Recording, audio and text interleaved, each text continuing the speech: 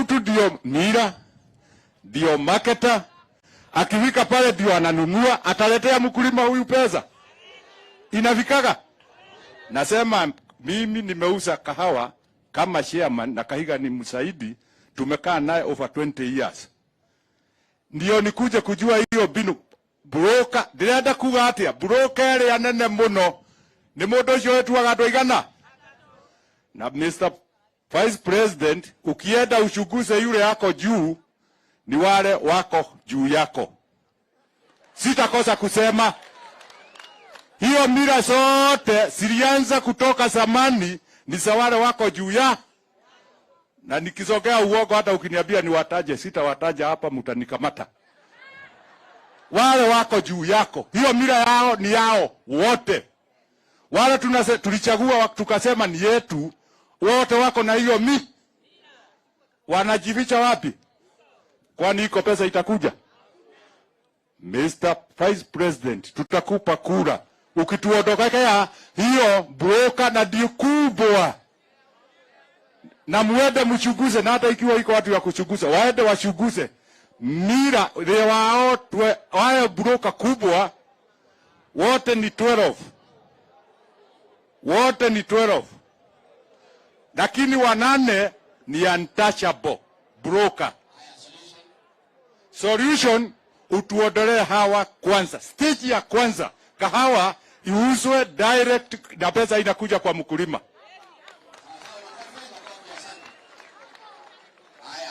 Ananiambia niwaambie na Kikuyu wako dakika moja tu itawaeleza. Umenikubalia?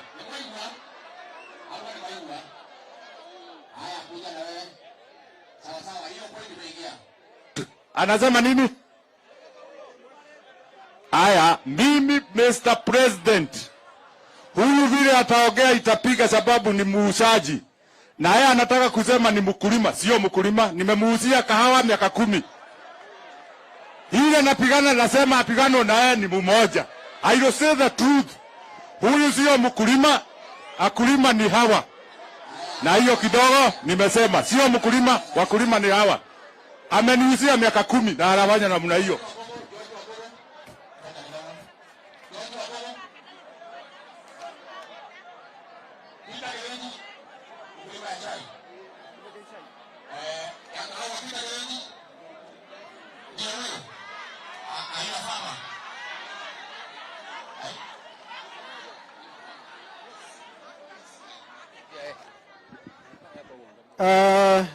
Mgeni wetu wa heshima, naibu wa rais, our favorite president, governor, waheshimiwa wenzangu, waheshimiwa, hamjamboni. Vile huyu amesema mimi si mkulima.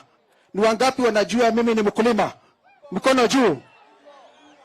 I'm one of the biggest farmers in Madera. Yes. Madera, Gandu, Katomboya, na mimi nauza kahawa. Na shida ile tuko nayo hapa, tunakuja kuongea maneno ya kahawa. Mimi nikiwa one of the marketers, kuna shida mingi sana tumepata. Na moja ni kwamba sheria zinatengenezwa ambazo hazifai. Shida ingine nayo tuko nayo, hatuna minimum guaranteed price ya kahawa. Tunalipa na tujui tunalipa pesa ngapi. Maneno ingine tuko nayo ni inputs, fertilizer. Leo fertilizer iko bei juu sana. It's unaffordable.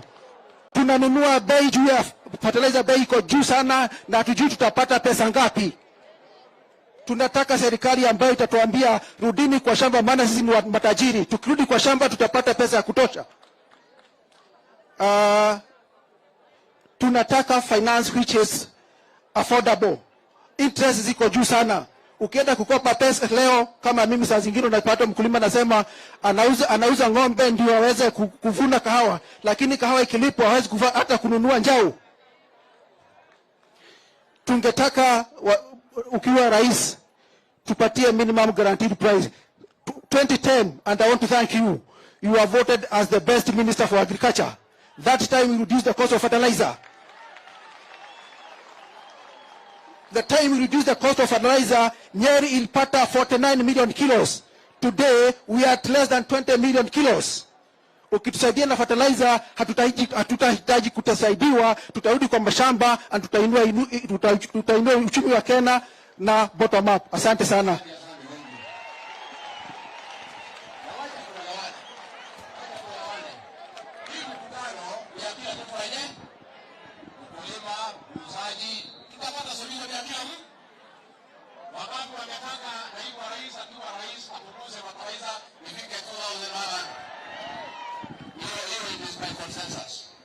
Haya, mkulima wa majani chai Peter yote wangu.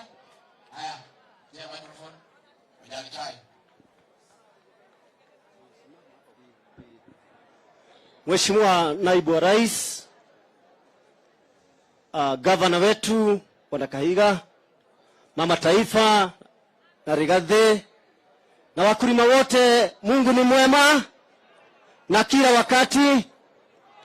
Kwanza mimi ningetaka kupeleka pointi zetu kwa watu wa majani chai kama walivyoniambia, na tumekubaliana unanimously. Moja, kuna hii jambo ya reforms. Mambo ya reforms ilikuja kwa majani chai, lakini bando is not benefiting our farmers.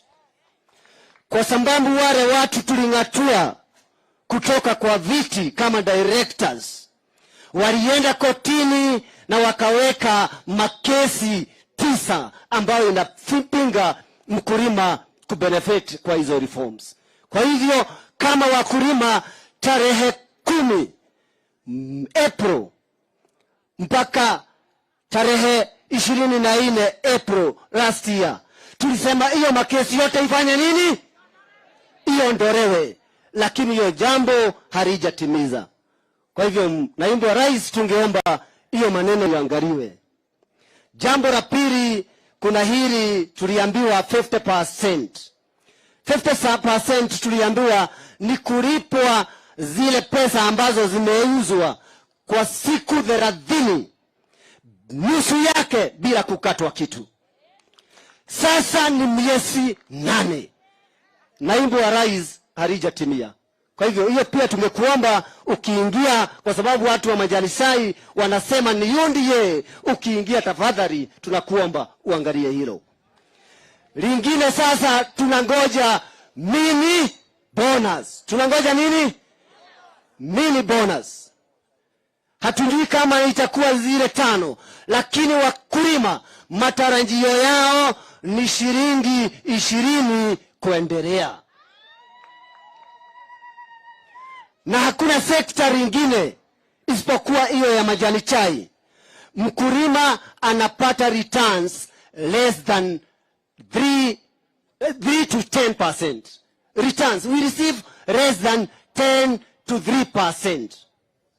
90% zinaenda na nani? Ni ya makateos wa majani chai, au directors ambao tuliondoa.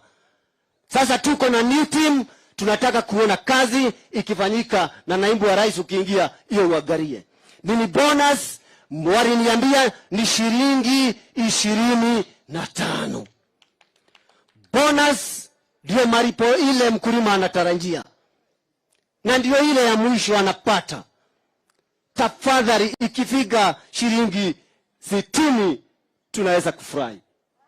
Jambo lingine ni huyo mtu wa kahawa ametanja mambo ya financial institution where we are getting loans. We are getting the loans kwa 22 to 40%. Na ile inatukasirisha sana kama wakulima. Ni hii kitu iliwekwa hapa ya green feather. Pesa ya mkulima anakopeshwa kwa zaidi ya 21%. Hata sasa ile wamesema wametengeneza ni 8% pesa yako. Hiyo pesa ipunguzwe ikuwe mpaka 3%. Walikubaliana hiyo. Jambo lingine, wakulima wa majani chai, miaka nenda miaka rudi, hatujawahi pata subsidy fertilizers, subsidy input. Mwaka hii hata kama tu angalau tumepata kidogo, iangalie hiyo bei ya fertilizer tulipata at approximately 2500. yaweza kupungua so that the farmers they can afford ipungue to 1500%. 1500 Kenya money. Kwa hivyo hiyo ni jambo lingine. Iko jambo lingine wakulima waliniambia, hii mambo ya majani chai, they are carrying their fruits in one basket. Kwa sababu hapa hatuna maji ya irrigation. Lakini watu wanasema watu wa mlima maji iko huko. Mito inapitia hapo. Lakini we want to diversify agriculture so that our farmers can benefit. Kwa hivyo hiyo maji inatoka inaenda Nairobi, wakulima wa mlima wanaachwa bila maji, wanaachwa bila maji ya ukulima. Kwa hivyo hiyo jambo tafadhali tuangaliwe.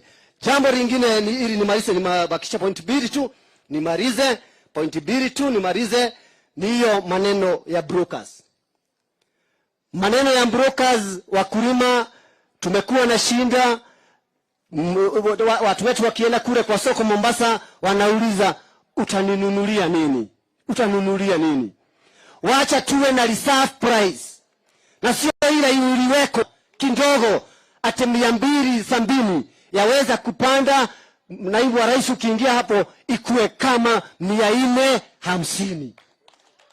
Na jambo la mwisho, na hii nataka iende kwa wale experts. Tulisikia Dr. Ndii akisema ate pesa imeenda kwa simiti, imeenda kwa barabara. Hii ningetaka kumwambia hata sisi wakulima wa majani chai, mkituona hapa tumesoma. If there is a country aina mwelekea ni hapa. Lakini haswa wewe tunajua hii nchi utaipeleka mbele. Kwa sababu in this nation sisi wakulima wa majani chai, bado niko kwa majani chai. Turkey, Ireland, India, those are countries with the high capital of tea consumption. And Turkey, when they are importing, they pay tax 25%. We Kenyan, when we are exporting our tea, munataka kusikia hiyo? We pay at 145%. Na muangalie kwa Google, iko. We pay tax at 145%. Hiyo ni pesa ingekuja iingie kwa mfuko wa nani? Wa mkulima. Kwa hivyo serikali is losing over 120%. Over 120%. Na bado isipokuwa hiyo, sikieni hii ya mwisho sasa kabisa. Isipokuwa hiyo, there is also port restriction. Tunachanjiwa kwa bei ya juu na ringine kuna port restriction. We cannot access that export. But yao ni very easy. Kwa hivyo naibu wa rais, hiyo maneno tungeomba ukiingia tuangaliwe. UDA! Farmers power! Power! Thank you.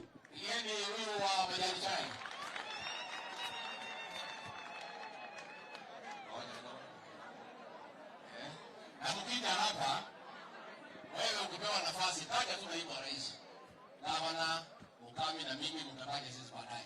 Sisi tuko area. Sisi tuko area. Na hapa lazima watu tu hapa chini. Mtaje naibu wa rais unaingia direct kwa point. Maziwa, Mkuruweni, lea wako nyo. Watu ya Mkuruweni, watu ya maziwa. Mama na ukaribie pia Simon Chen kutoka Indarasha, ukae karibu. Ukawa wako nyo.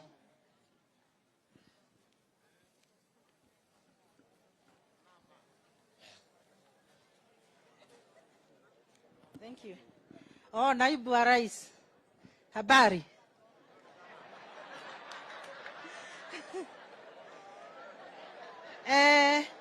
Mimi ni mkulima wa maziwa. Ndemuremi wa iria. Na andũ a iria ng'ombe ndĩrĩ maũndũ maingĩ. Shida ni chakula. Feeding. Imekuwa bei kali sana. Tafadhali. Naibu wa rais, ukiingia tunakupatia kura. Ukiingia tafadhali punguza hii shakura ya ng'ombe. At least iwe 1,000 jameni. Hiyo ni feeding price. Price imekuwa kule chini kabisa. At least bei yego egeye iguru. Ikorota shiringi 60 muico. Ithe rutiko igwanete wake na andu aitu. Murimi acoke agie na kindu twita githomo. Athomithio horo wa ng'ombe. At least to every county iwe tunafundishwa maneno ya kuweka chakula kwa pahari ambapo itakuwa ikikaa sana. Kwa hivyo tũngĩteithio na maũndũ maya ma ng'ombe, ithuĩ ta mũrĩmi nĩ twateithĩka. At least ng'ombe ĩtige gũthiũrũrũka na gũtirĩ kĩndũ tũrekĩra mũhuko. Ithuĩ tũbatie mbia, naibu wa rais, pesa isikuja kwa mfuko. Ng'ombe ikipata maziwa ipate chakula, pesa iwe kwa mfuko. Thank you very much.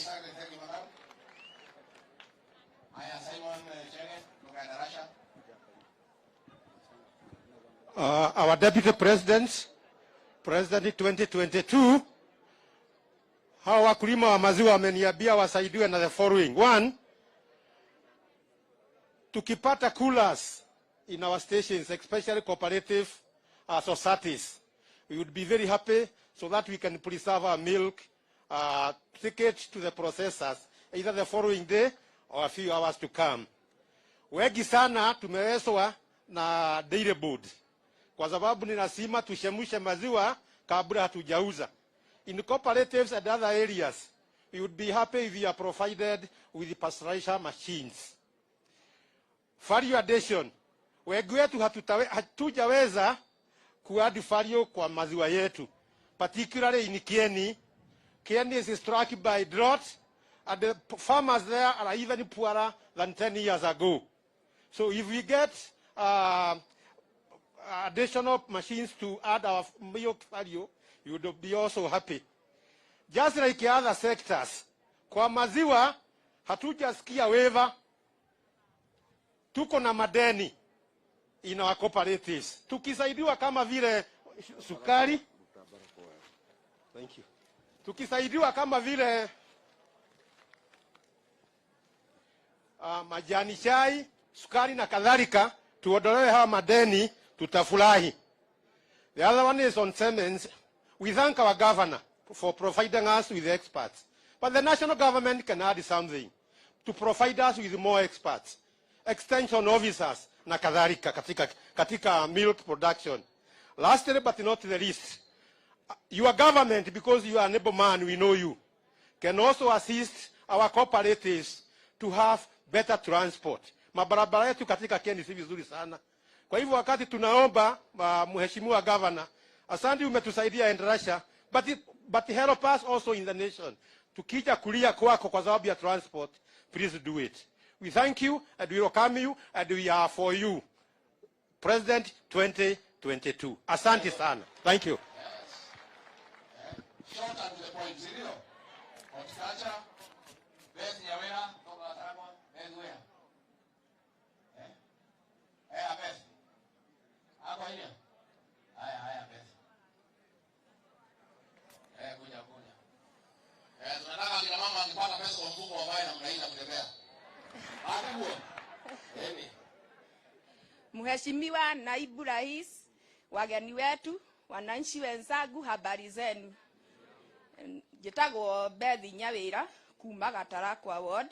Ndarũgama haha on behalf ya andũ a horticulture.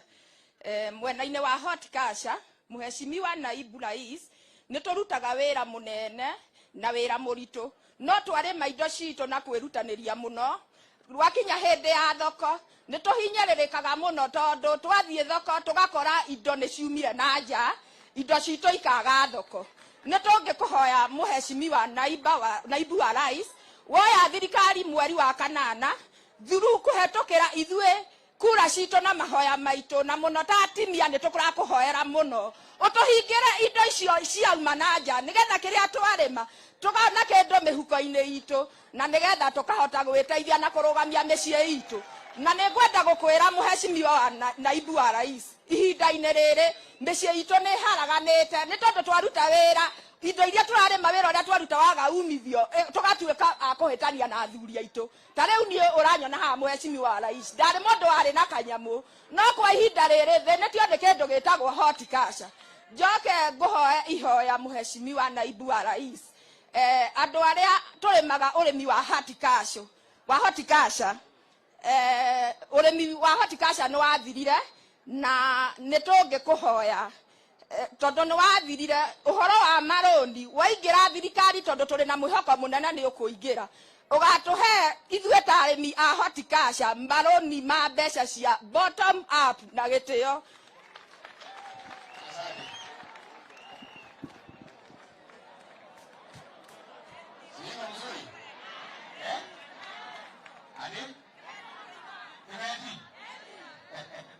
Anasema wale Kiawara wanalima vitunguu inakuja kutoka Tanzania.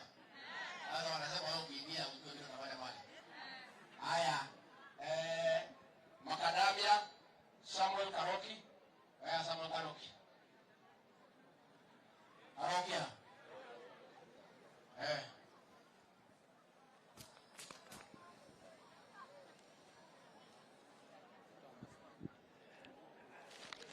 Thank you, Your Excellency, Deputy President, Honorable Wiliam Ruto. We are glad to see you close to us. Mara nyingi tunakuonea ukiwa mbali, kwa ndege, kwa simu, lakini sasa tunakuona hapa na tunakuambia maneno yetu hapa. Nina maneno 6 kuhusu makadamia. Ya kwanza, makadamia ni mmea ambao hutupatia income, mapato, na unaajiri watu wetu. Na kukiwa na proper seedlings, mmea wa makadamia tunaweza kuinua sana. So I want to let you know makadamia inasaidia nini na inafanya nini. Income, employment, na inatusaidia sana. Kitu ya pili, we expect to have one body managing makadamia hapa kaunti ya Nyeri. Kwa sababu makadamia hatuna, hata vikundi ya watu ya makadamia hatujapata. Juzi tuliitwa huko ofisi ya agriculture huko Karatina, mimi ni kutoka Mathira, na ni organization hii ya AFA, Agricultural Food Authority, na wakatuambia wamekuja Nyeri na wameanza Mathira. Tukaitwa na watu ya agriculture Karatina, kwa sababu wanachidwa. Ukienda Ebu kuna factory 3 ya makadamia, ukienda Murang'a ni 4. Nyeri kuna factory 1 tu na ambao inafugwa kwa kukosa makadamia. Sasa walikuwa na chidwa, Nyeri hatulimi makadamia. Hiyo county government in conjunction with the agriculture, wewe ukiingia, tunataka uorganize for us Nyeri people to have an industry for macadamia, kwa sababu bila value added na diposa AFA, Agricultural Food Authority, wakatuambia cashew huko Mombasa kilo moja ilikuwa inatoka 250, na wamepata machini huko kilo moja sasa wanauza 1000, na macadamia nut ikiwa valued iwe turned to oil, ile tunauza 150 per kilo itakuwa 700 to 800 1 kilo. So that cannot happen unless we have a county organized system kununua machini na kupata hiyo, ili tukue na society ya watu ya makadamia. Kitu ya tatu ni vitu 6 niliambiwa. Tukuwe na minimum guaranteed price, at least 150 shillings per kilo. Kwa sababu sasa mwaka hii inaanza na 40, mwaka hii ingine inaanza na 60, na ukienda kuuliza huko mbele unakuta kuna watu wanauza 80. So we expect now that the county government is in charge of agriculture, na Nyeri, if we are paid 150, we shall produce adequate quantity. Ya ine, tunauliza extension officers wa county, wa agriculture, wawe involved na wakulima wa makadamia. Kwa sababu kuna mimea, kuna variety ambao inasaidia sana hapa.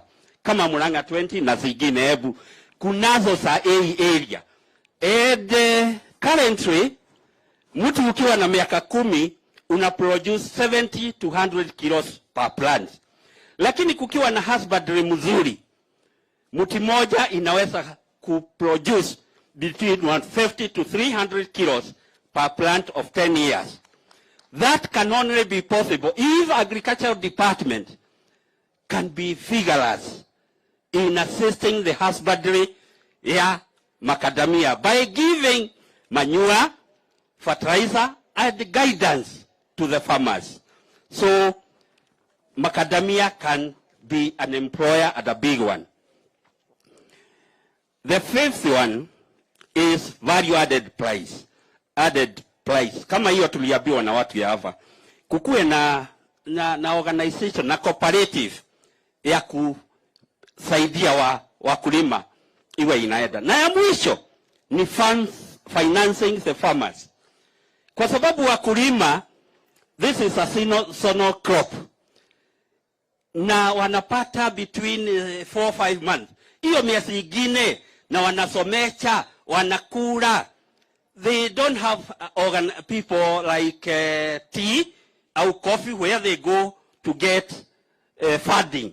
Sasa mkulima wa makadamia akiona mbegu inachikana kidogo anaambia watu wapige before it is ready for pruning. So the farmers ya makadamia they want your government to be able to finance advances, allowing the farmer to wait for the actual crop. God bless you. Thank you. Thank you. Thank you.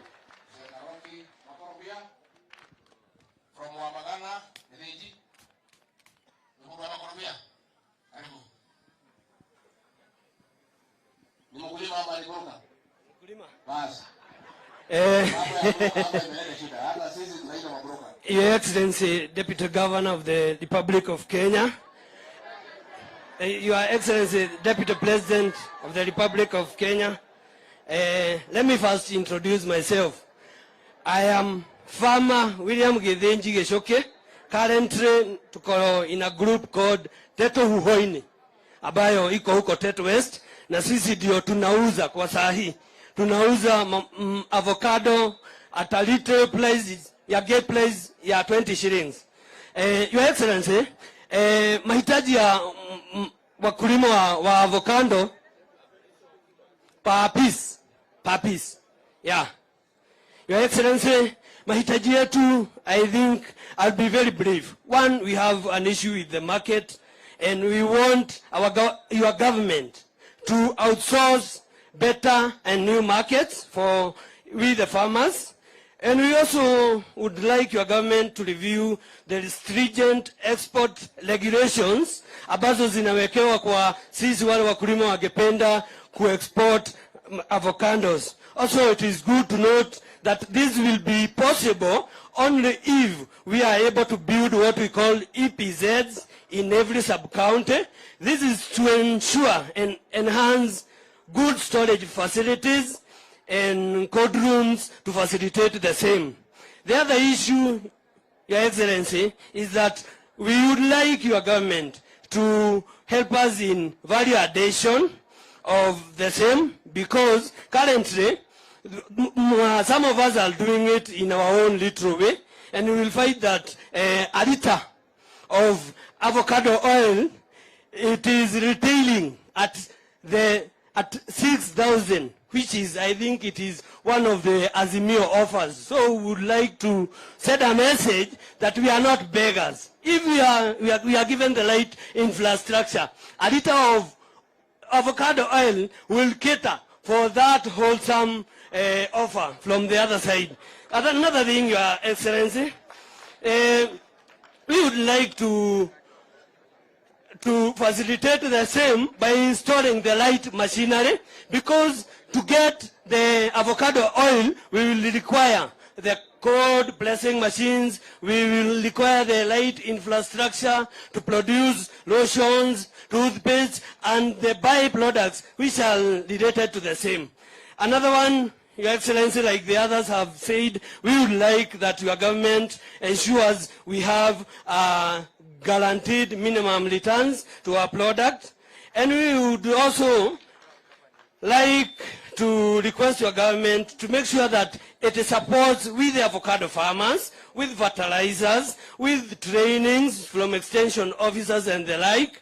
And it is good to note, Your Excellency, at this juncture, that what we require, I want to drive this point home, what we require, for example, the 10 million that was used in the KEMSA offices for tea could have at least supported us by 27% according to our budget. Yeah, and the last one, Your Excellency, the avocado farmers from Nyeri County, we would like to wish you Happy Valentine's Day at Nawino Keten.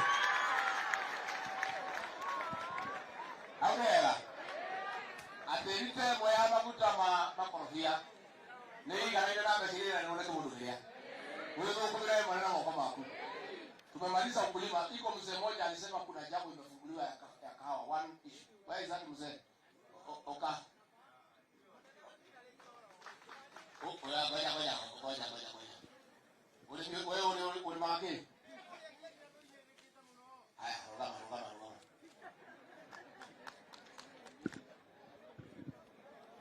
Your Excellency, incoming President, nasema asante kwa kupatia hii ruhusa. Nimefinyika pale, nimeona iko mambo imewashwa ya kahawa, are very important. Kwanza ukitaja kahawa, kwa our mind we have different views, but in me, what comes in my mind is an opportunity to eradicate poverty and create wealth. Baada tumefinyika kwa kahawa ni mambo ya marketing. Kwa sababu the chain ya marketing is so wrong. Unaanza na mkulima, napeleka factory, anaenda kwa mira, kwa marketer, kwa dealer, kabla ifikie roaster. Na hapa tuko na a lot of market na roasters wengi wanataka kukuja Kenya wanunue kahawa. Lakini sheria zetu za kahawa ni zile tu za mkoroni. Na hiyo ndio imetufanya wakulima wa kahawa wasipate pesa. Mimi najua hiyo sheria ikitengenezwa, Your Excellency, tutapata 200 na zaidi. Mimi kwangu nimejaribu direct market, lakini hiyo sheria ilinipiga na tulipata pesa. Tuko na bei mzuri in China, in US, Korea, lakini iko kitu moja which defeat common sense. USA today, they are importing their Kenya coffee from Germany, from Switzerland. Can't we export our coffee direct to USA? Hiyo, Your Excellency, najua utaangalia.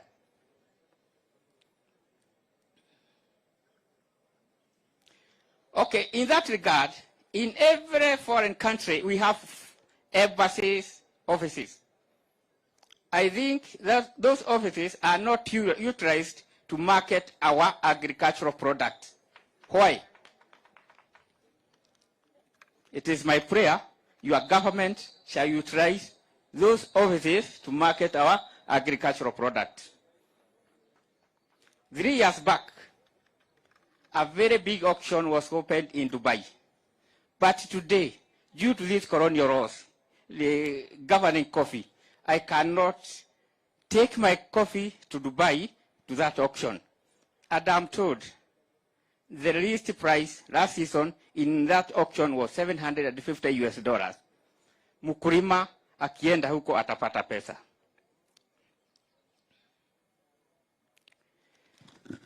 Okay, ila kitu ingine, production imeenda chini hata kama ilitajwa due to cost of inputs. What I can ask your government is to relate the tax on all the inputs used in coffee. Local consumption. It is funny. Today I'm the farmer, but I cannot sell my coffee to a coffee dealer here in Nyeri unless that dealer goes to the auction. And that's why, badala ya kukunywa Arabica coffee here in Nyeri, tunakunywa ile inside coffee, which is a Robusta coffee. Are we not killing our coffee market? So, I would like all those colonial law, nikitaka mimi nikiwa factory, washa yule mdira anataka kuweka mkahawa yake hapa Nyeri, nimuuzie kahawa direct. Ukimwambia aende Nairobi auction, hataenda, ataendea ile rahisi ya Robusta coffee. Last but not least, kusaidia yu mkulima wa kahawa. Wako na madeni mingi. Serikali ya Kibaki ilitupatia waiver as a motivation factor. Tuanze kulima kahawa na tutalima kahawa turudi pale pa 1980. Can you give us a waiver? With those marks, kasema asante.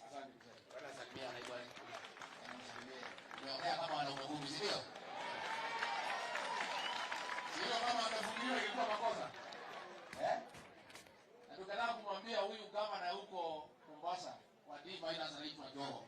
Akuja wana wasee wamesoma hapa Nyeri. Anaacha mchezo. Akuja hapa wana watu wako wamesoma. Hivi dala amelia sana. Watu wale wa mwisho hali ulimwengu. Ulima wake. Me, I come from Kieni, Gakawa. And sisi wote tuko hapa naibu wa rais. Mimi nimefanya kuingilia mkutano yako, sikuwa nimealikwa.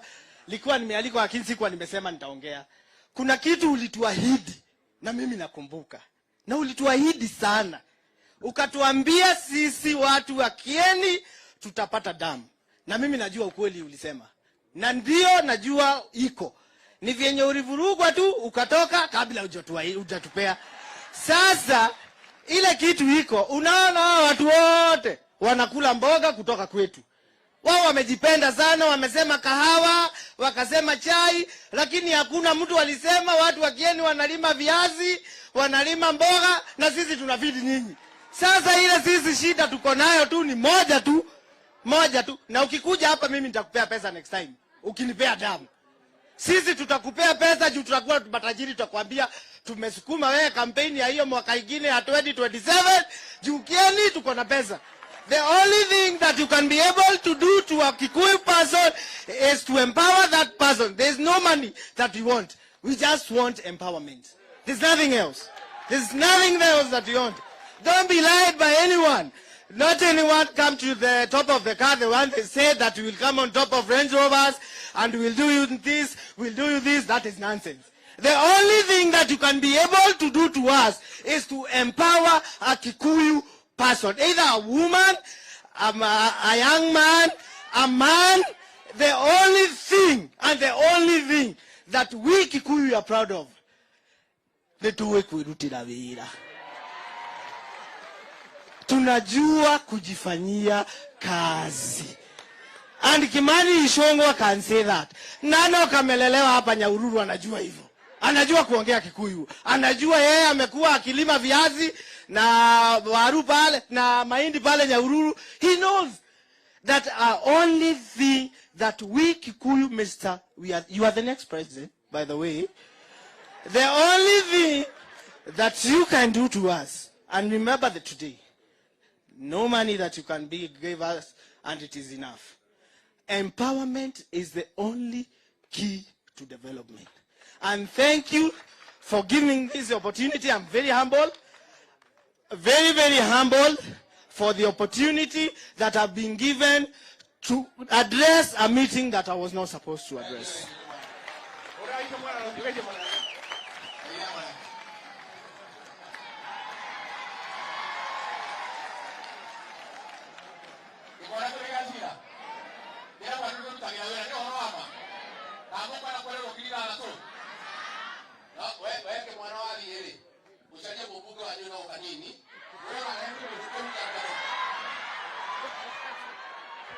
Kanini alale murata wako na nego muhurire thimu, for sure I'll call him to address him on an issue that is hiyo tu. Nilikuwa namuuliza bwana Kanini, hata maji ya hujatuletea tu, na wewe tunaona unazunguka Homa Bay, sijui unaenda wapi, sijui unaenda wapi, wewe unasema hii, leo unasema wapi? Mbona hujakuja Kieni ukatuaddress? Mbona wewe hujakuja? Sisi tuko na Joroge Wainaina hapa kila siku, tuko na jamaa kwa hapa Alex kila siku wana address issues zetu. Come to Kieni and tell us, don't go to Homa Bay. Just come and address our problems here before you go to Homa Bay. Come address first. And you know my number, Mr. Kanini. Call me and tell me what you have done. Don't tell Homa Bay people.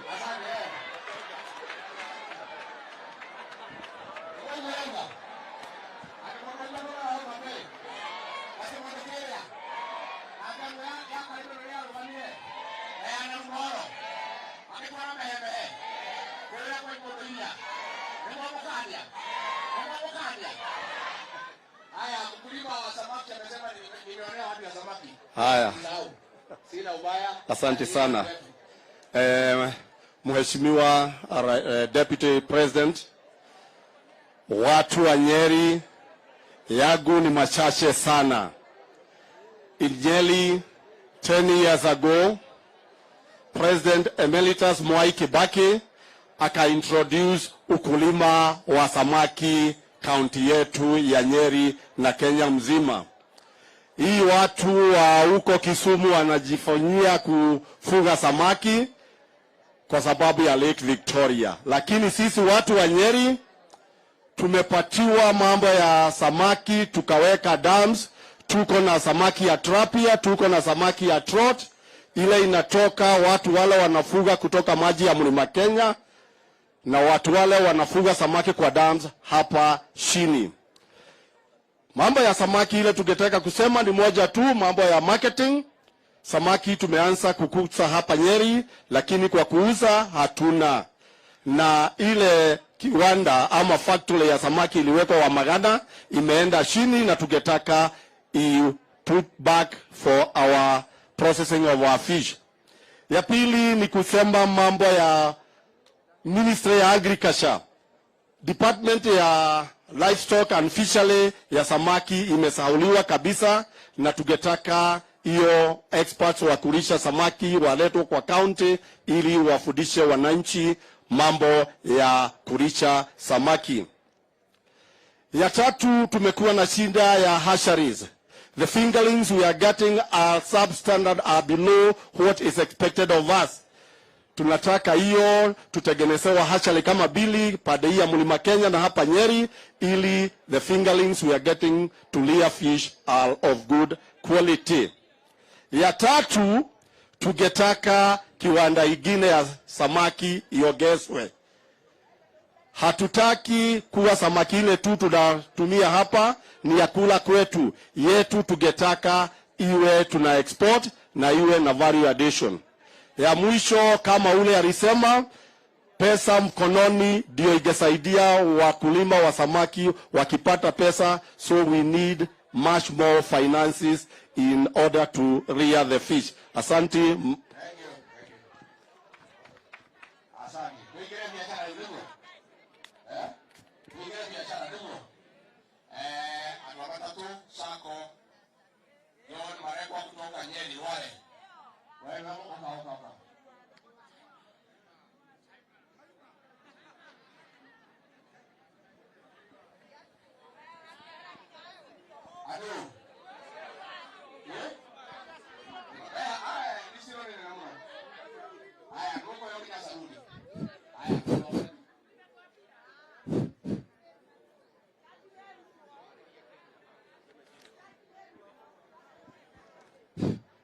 Habari zenu, our president, karibu Nyeri.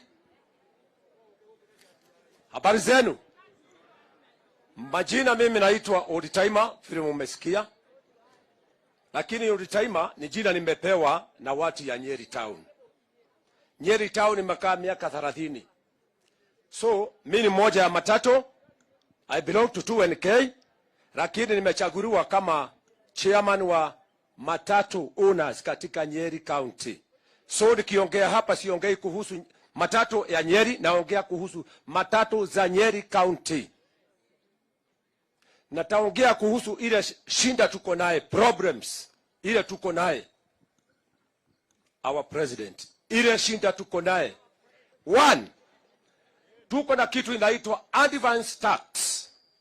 Advance tax ni kitu inakuja makaratasi, unaona magari ya matatu makaratasi, hata haina vioo, sijui kusudi gani hata askari wa shikangi, vioo unakuta hata ni ile ya driver tu peke yake. Hizi zingine huwezi kujua ni kitu gani. Na ni moja tu ya kitu inaitwa NTSA. Ya pili ni ya kwamba ni TLB. Kitu inaitwa TLB ni maajabu sana. Maajabu ya ulimwengu. Hata nyani ikiwa kwa msituni zinatuombea, zinatuonea huruma. Matatu inapewa TLB. Nikiongea hivi, family yangu na beba.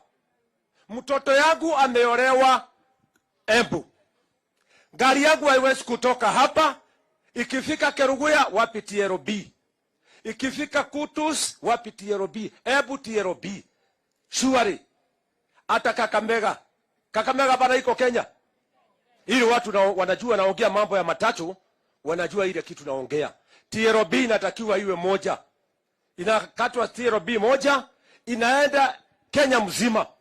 Ili watu wanajua namna hiyo. Sasa watu wanaenda harusi, mnawakatishia barabarani. Saa nyingine gari inaenda, inatolewa namba. Ni NTSA. Shuari. Iko wakina mama wako pale, iko watoto wanaenda harusi, wengine wanaenda mahali fulani, mnawakatishia. Hawaii. Tuko Kenya kweli? Hiyo ingine ni kitu ya insurance. Insurance, gari ikifanya kitu na haiwezi fanya kitu. Na haitafanya kitu. Mungu aliyo mbinguni, hiyo maneno ya accident, erotoma. Na ndeto mehando hothe accident. Kutile gari etageka accident. No, we have brokers. Ati gari eka accident. Broker ange diyo itaga, what do we call them? Mathi, meta woke. Ambulance chaser. Makola go mare hau. Ambulance chaser. Ni arenda go kuona we. Most of our people, our president, mari jereno. Jera chothe thĩinĩ wa Kenya. Is that true?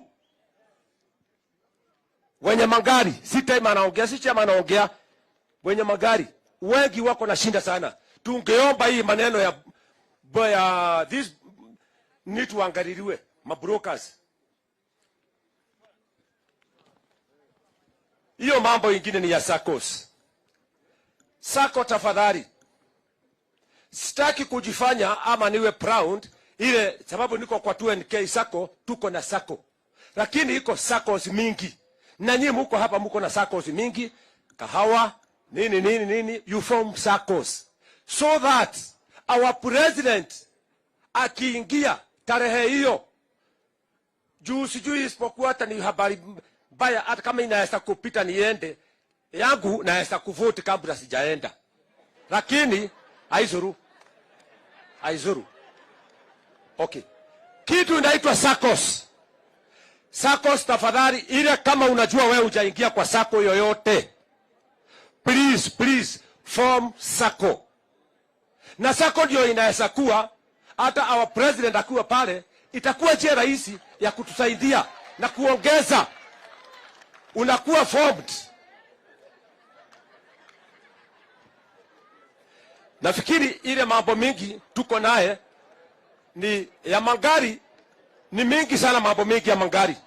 Hebu sikizani tafadhali. Tunaongea mambo ya Nyeri. Tunaongea mambo ya Nyeri kidogo. Na nitatune bwana mheshimiwa.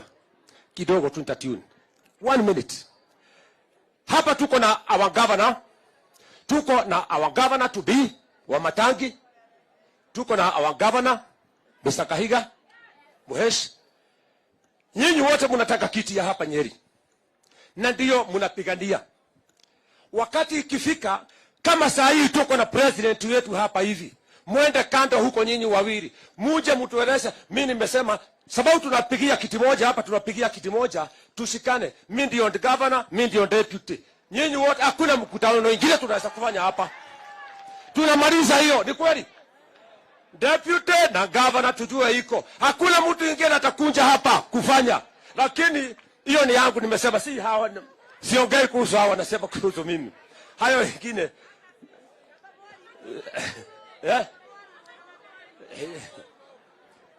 hayo wengine, mheshimiwa, mimi ni yangu binafsi. Mimi sijasikia kama niko ndani ya UDA. Nataka kusikia niko ndani ya UDA. Niko na gari yangu kidogo, nataka ipakwe rangi, kama nipaki ama iwekwe iwe branded, so that mahali naenda kueleza watu yangu ya sako mahali niko Mangari, watakuwa naona hii mtu ako ndani ya UDA. Sasa hakuna mahali mimi niko na nitaambia nani. Thank you.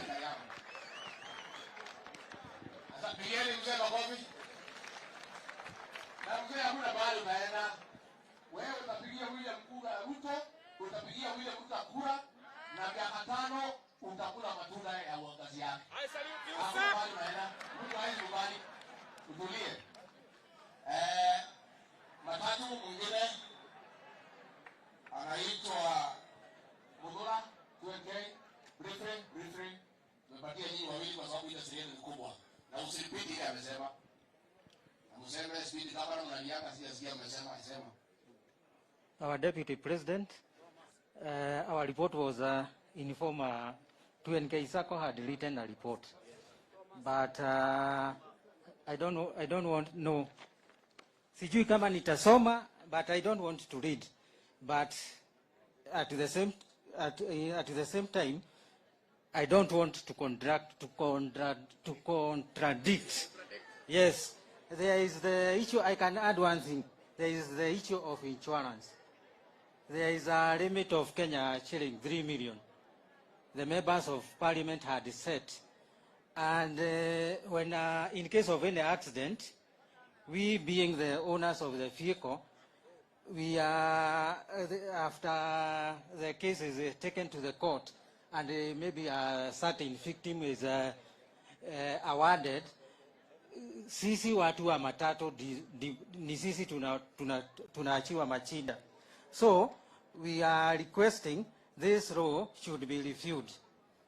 The other thing, there was at one time some insurances had collapsed, and we are requesting more providers of insurance should be encouraged.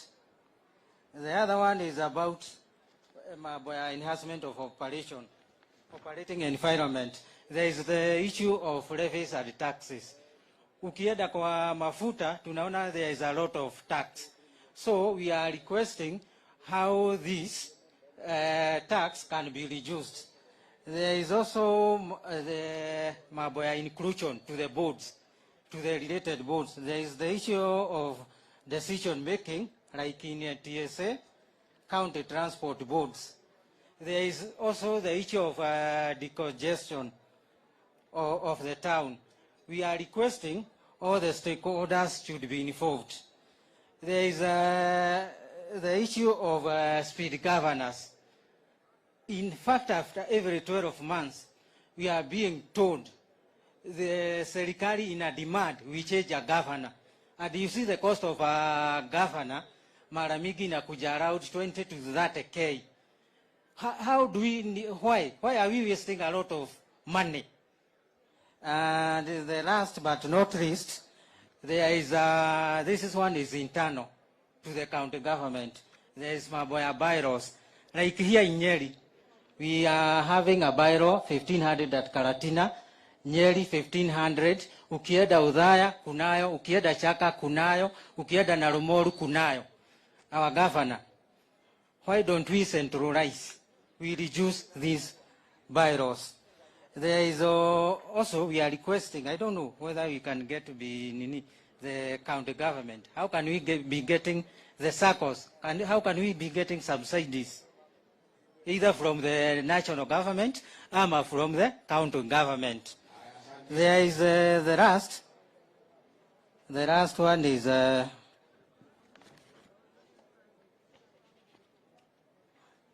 fluctuation of fuel prices on every 14th. There is a trend where the cost of the fuel is rising and rising. We are requesting how can serikali igie ndani ione vile tutafanya. And at last there is the issue of loans. We as matatos, we usually deal with a lot of loans. So hata serikali ni lazima ituangalie ione how can we help. Asanteni.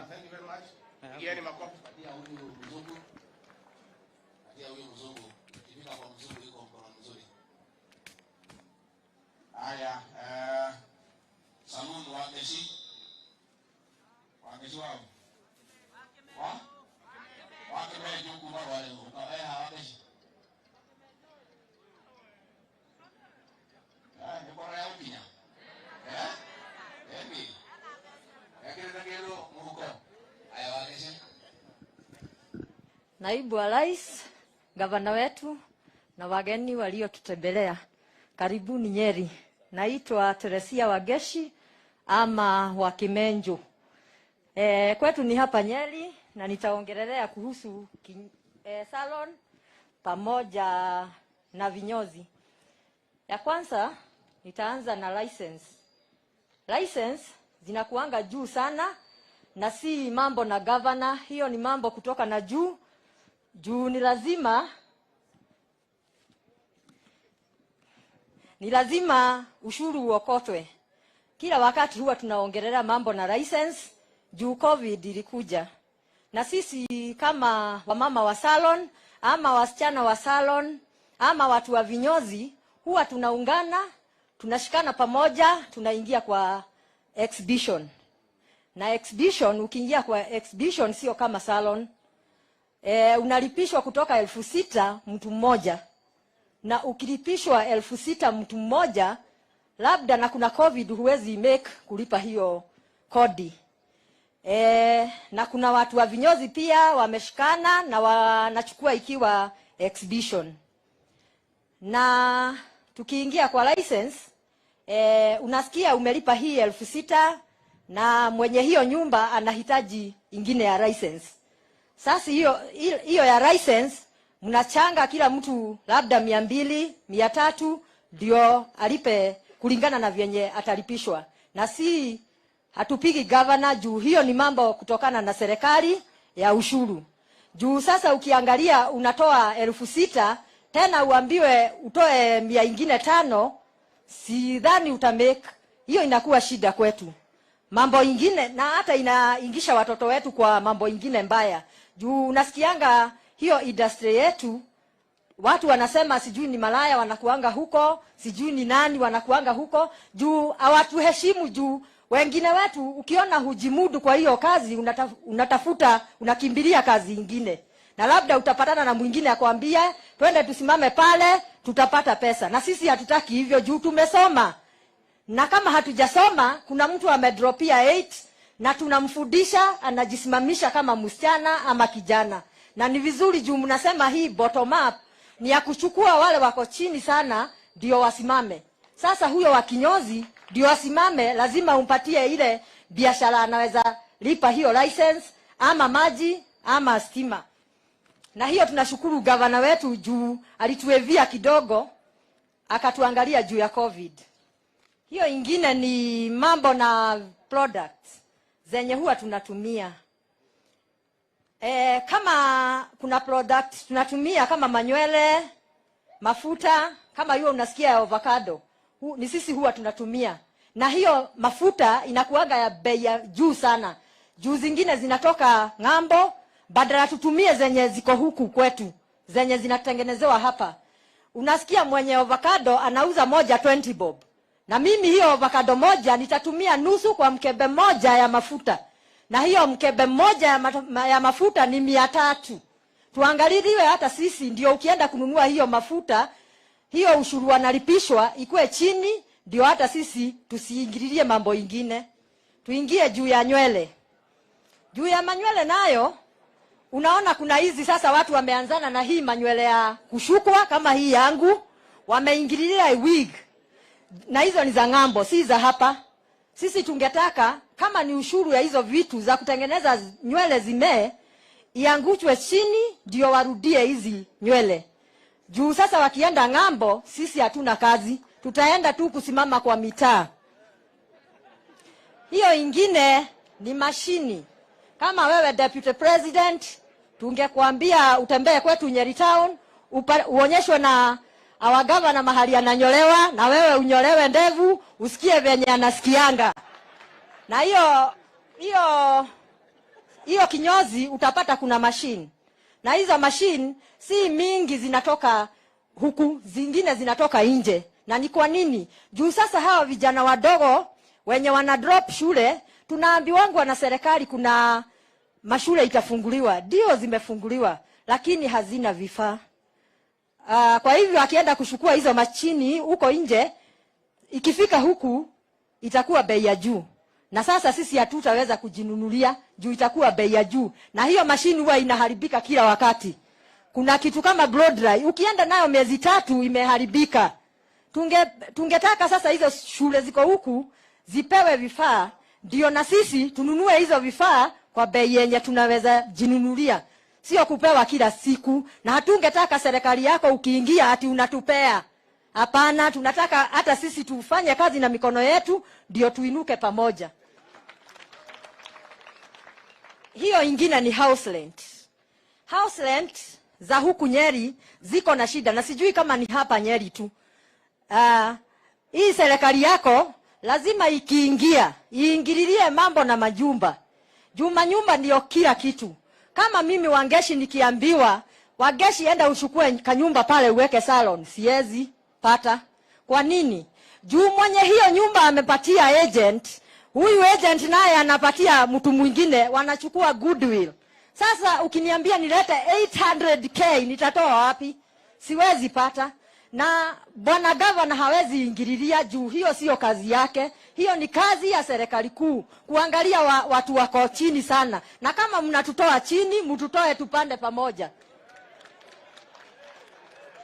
Hiyo ingine ni mambo na garbage collection. Sisi ni watu wa usafi.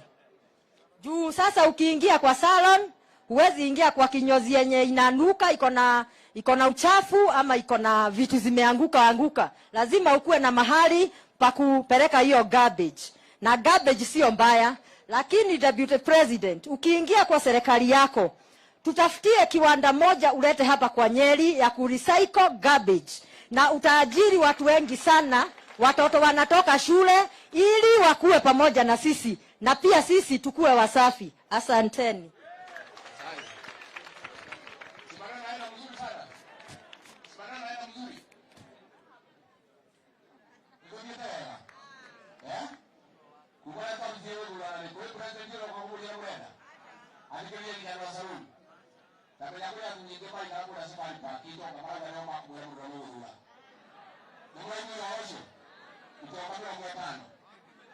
Haya, watu ya taxi kutoka Roringo. Hapo wapi jamaa huyu wa taxi? Joseph Aleni. Wewe huja taxi. Na ni wewe ndiye pia. Haya. Aleni. Kwa ufupi, one point. Ukaje kwenye hali yeye ndio. Elewa ndo bana yaani Aleni. Haya, Mheshimiwa Naibu wa Rais, nimevua kofia. Pia wewe ni wewe rais wetu wa 5. Nikiongea kuhusu industry yetu ya taxi, tuko na mashida common ya taxi yote ya Nyeri County. Sana sana tunajua mambo na insurance. Hiyo kwanza imetufinya kabisa. Juu tunajua insurance na ibora wa rais imekuwa shida na tatizo kwetu. Tunalipa hata jioni tukienda hatuna unga. Ile ingine, naibu wa rais, tungetaka kuangaliliwa bei ya mafuta. Mafuta wakati tunasafirisha wateja wetu, kama distance yenye tunalipisha 200, gari inatumia 131 shillings, ambayo ni 1 liter ya mafuta. Sasa 70 shillings ndio tunabaki nayo.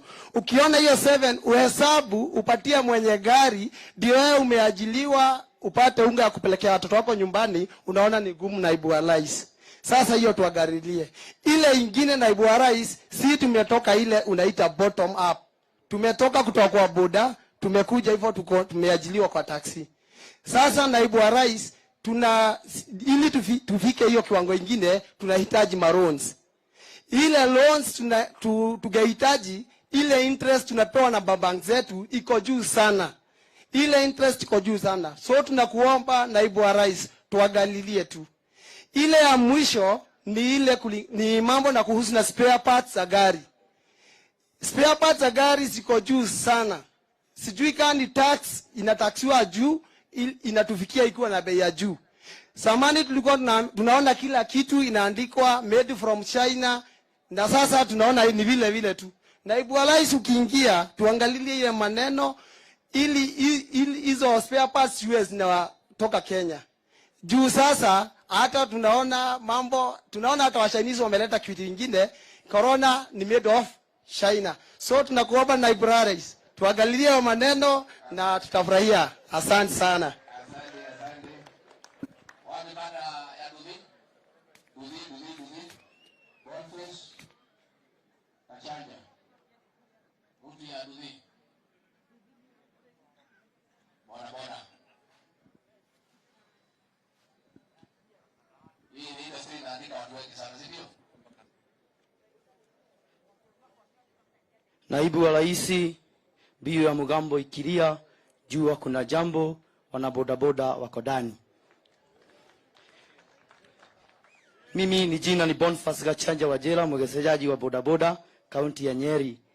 Ningetaka kueleza kwa kina mambo 7 ambayo tumezungumzia wote. Tuko na pikipiki 29,485. Jambo la kwanza ni security. Tukisema kuhusu security, sekta ya pikipiki, kuna watu wale wameingia eneo la Nyeri wanatupatia loan ya pikipiki. Kuna wale wawili wanajulikana katika kaunti ya Nyeri, wa kwanza ni Wamogo Credit na Watu Credit. Wakiingia hapa wakinakutupea credit ya pikipiki, na ni mzuri kwa sababu deni ni mzuri, lakini baadaye tunajipata tukiwa katika hali baya, zile pikipiki huenda ikasukuchukuliwa kwa sababu mpaka ile traka wako nayo ni yao, unatumia safa ikiwa yao. So ukiwa rais wa Jamhuri ya Kenya, hebu safa ile ya pikipiki ya traka irudi kwa Ministry of Trade and Industrialization.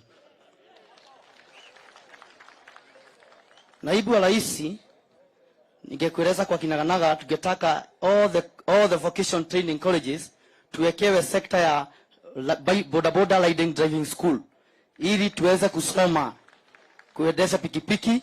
Kwa hivyo tukiwa na bodaboda riding primary school, bodaboda riding driving school, watu wa pikipiki wataweza kuenda zile vocational training colleges, tuwe tunapelekea pikipiki pale tupate license, hata tuwe tunasubuliwa na askari tukienda kwa barabara. The Deputy President, tungetaka tuwe na insurance pool. Mara mingi unaona wale watu wa 2NK wanatetewa na pool yao ya 2NK Sacco. Lakini sisi hata tukipata ajali, huenda tunapotelea habari. Kwa sababu hata pikipiki zetu tutaenda write off na hakuna kusipata tena. So tukipata insurance pool ya pikipiki, tuwe na kamati ambayo itakuwa inazungumzia kuhusu sisi, hata tukipata ajali pale, tunaweza pata mtu wa kutuogelelea, hata tunarudishiwa pikipiki yetu ikiwa ina compensated from the insurance. Naibu wa rais, nikataka kuzungumzia kuhusu kadi ya NHIF. Mara mingi hata tukifika kale kaunti ya Nyeri ama pale Kalatina District Hospital, jambo la kwanza, hata kama mtu amepata ajali, iko wapi pesa ya kadi? Kwa hivyo nikataka kwa heshima na hisani kubwa sana tupate NHIF ambayo malipo iko chini kidogo, ili kila mtu wa pikipiki akiwa anaendesha pikipiki yake, ajali haina kinga wala haijari, tunaweza enda pale tutibiwe kwa kutumia insurance, kutumia NHIF. Naibu wa rais, jambo lingine ambalo ningetaka tuzungumzie kwa wana pikipiki ni mutual benefit, symbiotic relationship. Tungetaka tuwe na ule uwiano kati ya sisi. Mara mingi wanasiasa tunatumika kama maua ya kulebesha siasa. Hii wakati ningetaka tutumike kama maua ya kulebesha maendeleo. Kwa sababu sisi pia tumesoma, tuko incorporated katika serikali. Kuna vile viti dogo mlitengeneza na Uhuru Kenyatta kama cabinet assistant secretary. Tungeuliza kwa heshima na hisani wana bodaboda wa kaunti ya Nyeri, the cabinet assistant secretary of transport in the bodaboda department akiwa ametoka kwa pikipiki.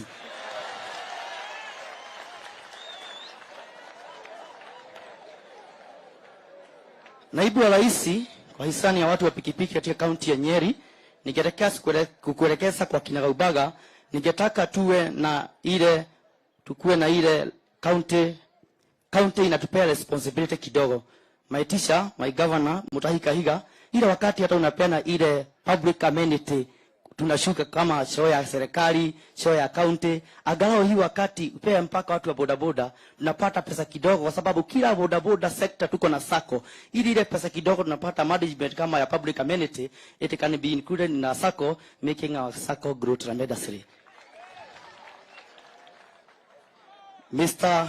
Deputy President, jambo la mwisho ambao nimetumwa na watu wa pikipiki wamenieleza kwa kwamba kwa sababu huku ni UDA na mimi ndio speaker wa kaunti ya bunge ya pikipiki, nitahakikisha kwamba pikipiki 29,485 watahakikisha kwamba watasukuma dembe mpaka ukue President of Republic of Kenya. Asante sana, Mungu ambariki. Asante sana, thank you, God bless the people of pikipiki. Asante.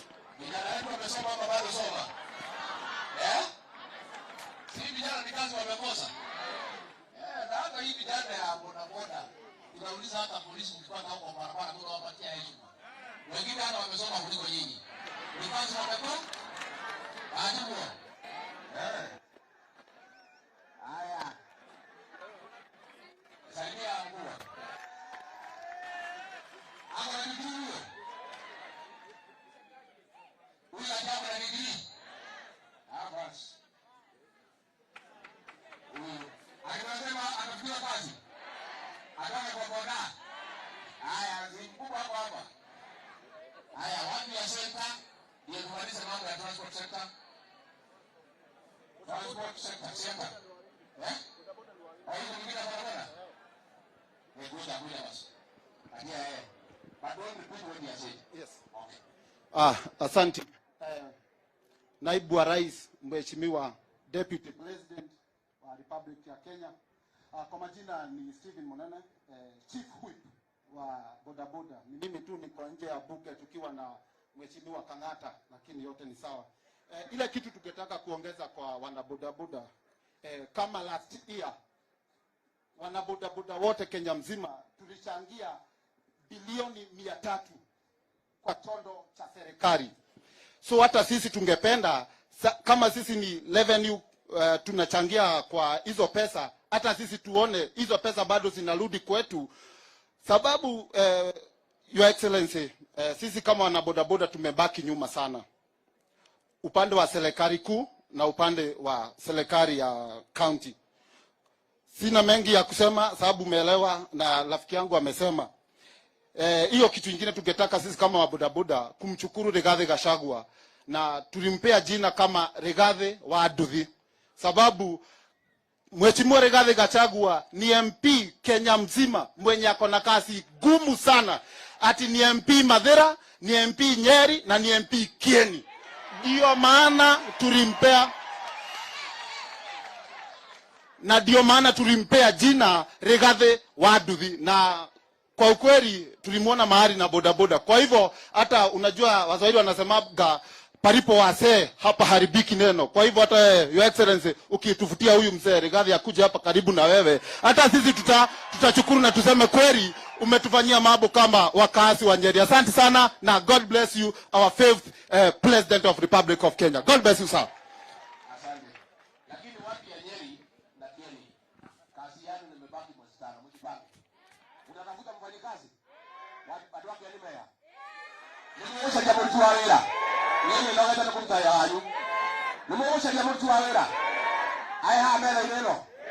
Ha. Ya ndio ile tauni. Nimeosha mtu wa hela. Mtafute mfanyikazi yenu. Mimi nitasimamia nyinyi mwezi 5, lakini mtafute mfanyikazi.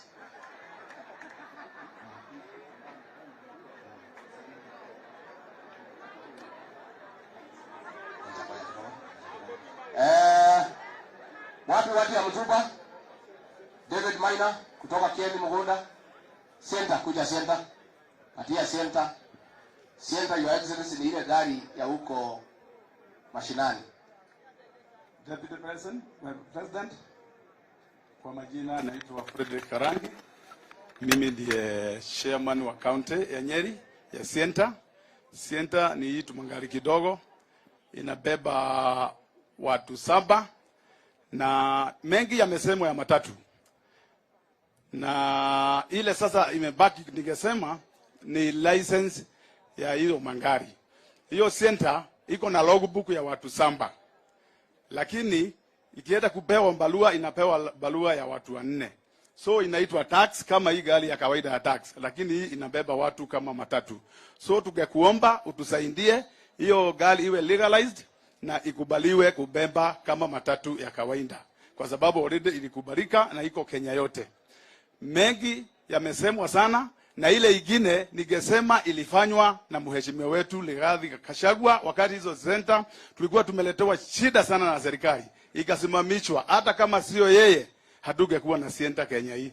Na alisaidia sio Nyeri peke yake, kwa sababu ni Kenya yote, Kenya nzima, kwa sababu Center siko Kisumu, siko Western, siko wapi, na ikakubaliwa kufanya kazi. Kwa hivyo mheshimiwa, vile umetufanyia ni asante, tumechukuru, lakini utupatie hiyo iwe ikubaliwe kubeba watu. Asante sana.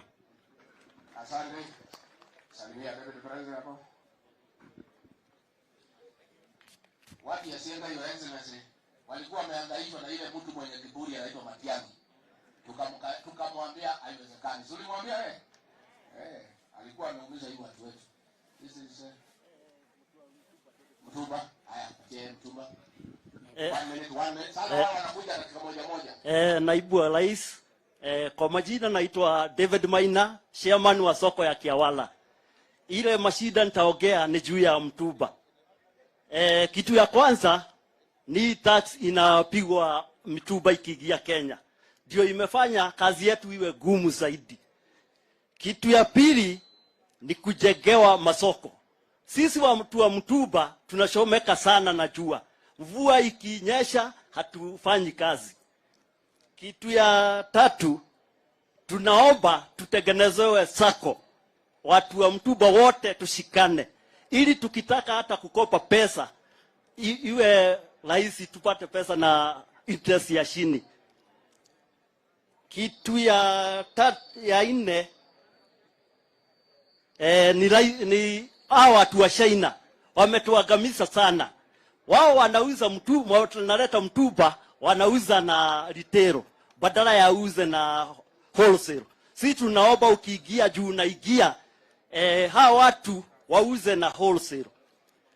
Mimi najua watu wa Mtuba wote tumeshikana na tumeamua sisi tuko kwa serikali yako na sisi hatupagwi.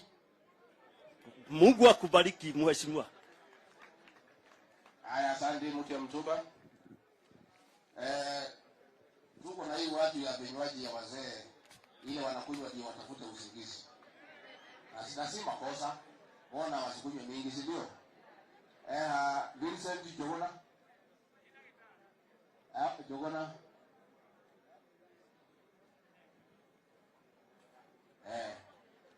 Hii kinywaji si mbaya. Mbona ikunywe na hii watu ya kawaida bwana viongozi? Because viongozi nao lazima wajuke election. Habari ya wananchi. Habari ya wananchi. Your Excellency, Deputy President, Governor wetu, wana constituency wenzangu na wageni ambao wametoka sehemu mbalimbali. Majina yangu ni Vincent Mwangi na mimi nasimama hapa kwa niaba ya watu ambao wanafanya area moja ya muhimu sana, hospitality area. Hii hospitality area nikiongea kwa ufupi nitagusa kuhusu area moja that it requires a conducive environment of work nitaongea kidogo kuhusu hiyo. Nitaongeza kuhusu licensing and taxes, pia hiyo yafaa iangaliwe vizuri sana. Nitaongea kuhusu time of operation, saa ingine masaa ambayo tunapata inakuwa dogo sana, ambayo hiligani na taxes ambayo tunaendea. Na nitaongea kuhusu finances, ya kwamba hii ni area moja inalikuwa pia finances, sababu wengine bado tunajitahidi sana na pesa kidogo sana. Kuhusu sasa conducive working environment, sijui ni kwa nini Your Excellency hii mahali huwa inaangaliwa kwa njia ambao si halali sana. Yet sisi ni watu ambao wanafanya biashara halali, tunalipa licenses, chenye kinatumika ni kitu moja, isipotumika katika hii nchi, mastress itaua wazee, itaua hata watu wengi sana. Sababu ukishafanya kazi yako kabisa kabisa kwa bidii, yafaa upate mahali ya kupumzika. Wakati wa COVID, kwanza sisi tumefinyika sana. Sababu badala ambaye wale wako kwa authorities, wakae chini, wafikirie hii sehemu tutaingia namna gani, ndio pia tusidhurumishe pia huyu ambaye anafanya hiyo area. Tulisahaulika kabisa kama sisi ni watu ambao hata hawana watoto wanapeleka shule, hata hawakuli, hata hawalipi nyumba. Kwanza hata nataka kushukuru makoti yetu sana, sababu wasichana wengine wetu ambao ndio wanafanya hizo areas za hospitality zaidi, bus and the rest of it, walipokosa kazi sababu kufungwa kabisa, kufunganishwa badala ya kupangiwa, wengine wao walipata shinda sana kwa kuhaso zile areas kama za rentals, wakitafuta jinsi wataweza kusaidika kutoka kwa marafiki. Wakishikika huko ndio hao wanapelekwa kotini, ati sijui ni nini inaendelea. Makoti yetu ilifanya vizuri sana, ilifika pahali ikawaelewa, hata walikuwa na waachilia huru kabisa. Na hiyo ni kitu mzuri sana. Kama majaji walikuwa wana huruma, kwa nini serikali isihurumie sisi? Kwa nini tusiangaliwe na jisho inayoangalia biashara zingine? Asante sana kwa gavana wenu, kwa gavana wetu, tafadhali wetu, sababu ni gavana wangu.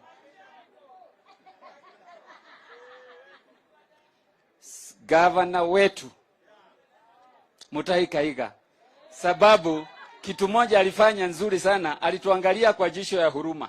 Akasema tutalipa half license mwaka huu. Lakini wengine wetu kama tungeulizwa, tungesema hata tupewe full waiver. Isipokuwa tunaelewa pia unahitaji pesa ya kulani mahali, tungesema full waiver, because to be very sincere and we are telling you in open fact ya kwamba wengine wetu hakumfanya biashara hata kidogo. Hata kidogo. Ni kweli wana virambu? Ni kweli wana virambu? Na nyinyi ni watu wa IDM, mliniambia niseme hivyo. Ni kweli? Hatukufanya. Kwa hivyo hiyo ilikuwa inahitajika tuangaliwe kwa jisho la huruma vizuri sana. Kitu kingine ningetaka kusema, tuko na harassment nyingi sana ambayo inatoka especially kwa police forces wetu, law enforcers, na si mbaya afanye kazi yao. Lakini pia hatuwezi kuwasha wenye authorities kama wale ambao wako hata kama ni ofisi ya governor ama national offices, sababu mwenye kutimiza hiyo kazi ya law enforcement anatoa pia regulations zile ambao zimewekwa na wale wamepewa authorities, wako katika authority levels, watengeneze regulations mzuri ambao hasitavinya pia wanafanya wa biashara, especially wa hii area hiyo ya hospitality. Hiyo ni kitu kingine. Licenses to are very high. Kila mwaka licenses sasa ya virabu, ya restaurants and the rest inaenda ikiongezwa sana. Hii yafaa iangaliwe sana, sababu ni lazima ulinganishe license, mapato, masaa ambao hii kazi inafanywa, because we work at the restricted hours of time, is not open. Iangaliwe ionekane kweli faida hawa watu inatoka wapi. Ikiwa kama hiyo wakati wa COVID kwenye tulipewa nafasi kidogo, labda ni saa moja ama masaa mawili, was that enough surely to pay for the licenses and the taxes that are there? Kitu ingine ambayo ilikuwa iendelee wakati wa aliyetuasha mpendwa wetu Ruto Gachagua, na Mungu aendelee kumpusisha mahali pema huko mbinguni. We have so many taxes in this industry. Come to bars and restaurants. unaenda unapata iko licenses ingine, sijui ya music, iko ingine unaenda unapata hii ni ya trade license ya club, iko ingine unaenda ni ya health, iko ingine. There are so many licenses, countless. Na katika those licenses, hiyo ndio sasa vipenya hao askari wanatumia sasa kuharass watu wetu. I wish this could be consolidated into one license, and this was to go ahead during the Gachagwa's time. I wish it can be one license. Iwe sasa ni ya county government, na kutoka county government wacha health wapate zao, wacha wengine wapate zao, wacha KLA wapate zao. Tuache sisi kusukumwa namna hiyo. Tunasukumwa vibaya sana. Na hiyo lazima tuangaliwe vizuri sana. Kama ni crediting yavaa, sababu tumejiunga vikundi even at county, at ward, at sub-ward levels, tuwe considered katika hii serikali ambayo inakuja, ambao utakuwa rahisi, tupewe credit facility pia. Already tumejiunga, we are in groups, we can be credited, not even going for titles and what have you, considering our works and performances, that can be possible. Na sisi tutaendelea kama wengine na tuzomeshe watoto, na hatukatoa tabu tena, tutakuwa wananchi watulivu ambao hawatashinda katika hii. Asante sana. Asante. Na tujaribu wale watapewa nafasi, tuongee ile maneno ya national government, si ndio? Alafu ile ya county, gavana Mutahi Kahiga na wale wanataka vyeo waite mkutano pia kama hii, wasikize mambo ya nini county, si ndio? Nataka ile ya national government, sasa hii ya licensing nini, hiyo ni ya gavana, na gavana pia anaweza kuwa na kikao pia kabla hajapewa uongozi, na yeye aseme atafanya hii na ile.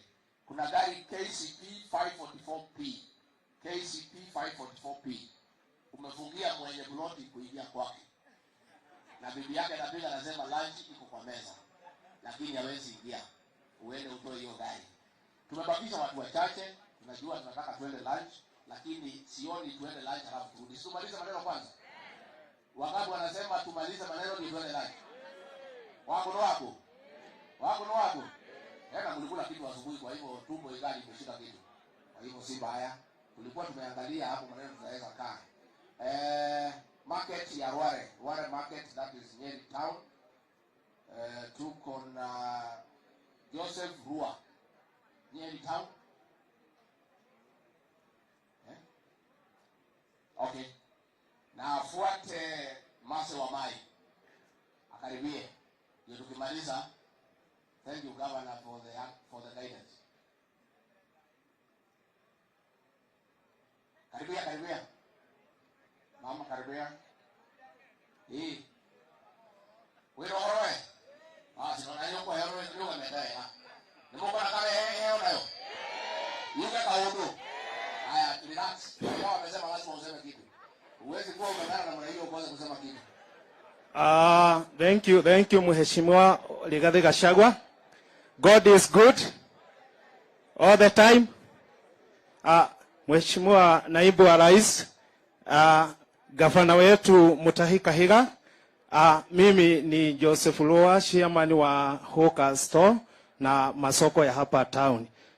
Sisi mashida ni mingi, lakini bado tunang'eng'ana naye. Saa ile tunasikia ukisema serikali yako itabuni pesa kiwango fulani itasaidia mtu wa soko, sisi tunaomba na tunapiga magoti, tunasema haleluya, wewe ni kama Musa, na Mungu akuguse na kuwekee hiyo ndio sisi watu wa soko agalau tuone kama tutajiondoa kwa huo maskini. Mara mingi mimi nilikuwa nikiuliza kwa nini nilikuta mama yangu akifanya kwa soko na bado ako kwa shida. Ni kwa sababu alikuwa anafanya kazi ya soko ili apigane na umaskini na aweze kunilea. Na mimi pia wakati nilimaliza masomo niliingia kwa hiyo soko. Sasa saa hii kama kuna sekta imeajiri watu wengi ni sekta ya masoko. Na hiyo sekta inaajiri kwa sababu Kenya hii hatuna makazi. Sasa mimi ningekuomba serikali yako ikiingia, na kwa sababu itaingia, angalau itengeneze village industry. Juu watu wengi hawatakuwa wakikimbilia kwa masoko, watakuwa wakiajiliwa kule mashinani. Sasa na wale watakuwa kwa soko tutakuwa wachache. Saa hizi ukiuliza gavana Mutahi Kahiga atakwambia kila soko ikimalizika inakuwaga na vita hapa na mng'eng'ano kwa sababu hakuna makazi. Ingine ningetaka tuweke modern ya soko zetu, na governor na hapo atatushikilia, na kisaidio na naibu wa rais na serikali yake ile itakuja, kwa sababu itakuja, ni kila soko iwekwe sako, kila sako ikuwe na sako, ili kila soko iko na wafanyabiashara chini ya 500 kwenda juu, ili tunakopa pesa zetu kwa hiyo soko yetu, na sisi tunapata dividend kwa hiyo soko yetu. Sasa hapa ningekushukuru utatushikilia kama wafanyabiashara wa masoko. Ingine ya mwisho tutakuwa tukiajiri hata youth wale wanamaliza masomo wakuja kwa soko. Sisi hatuna shida na kulipa revenue. Tunajua kulipa ushuru ni kujitegemea. Sisi tunataka kuinuliwa. Na hizo pesa, mheshimiwa naibu wa rais, wacha isipitie kado kado, wacha sikuje kwa hizo soko direct kwa sako hizo. Na ni hayo tu, shukrani na Mungu akubariki.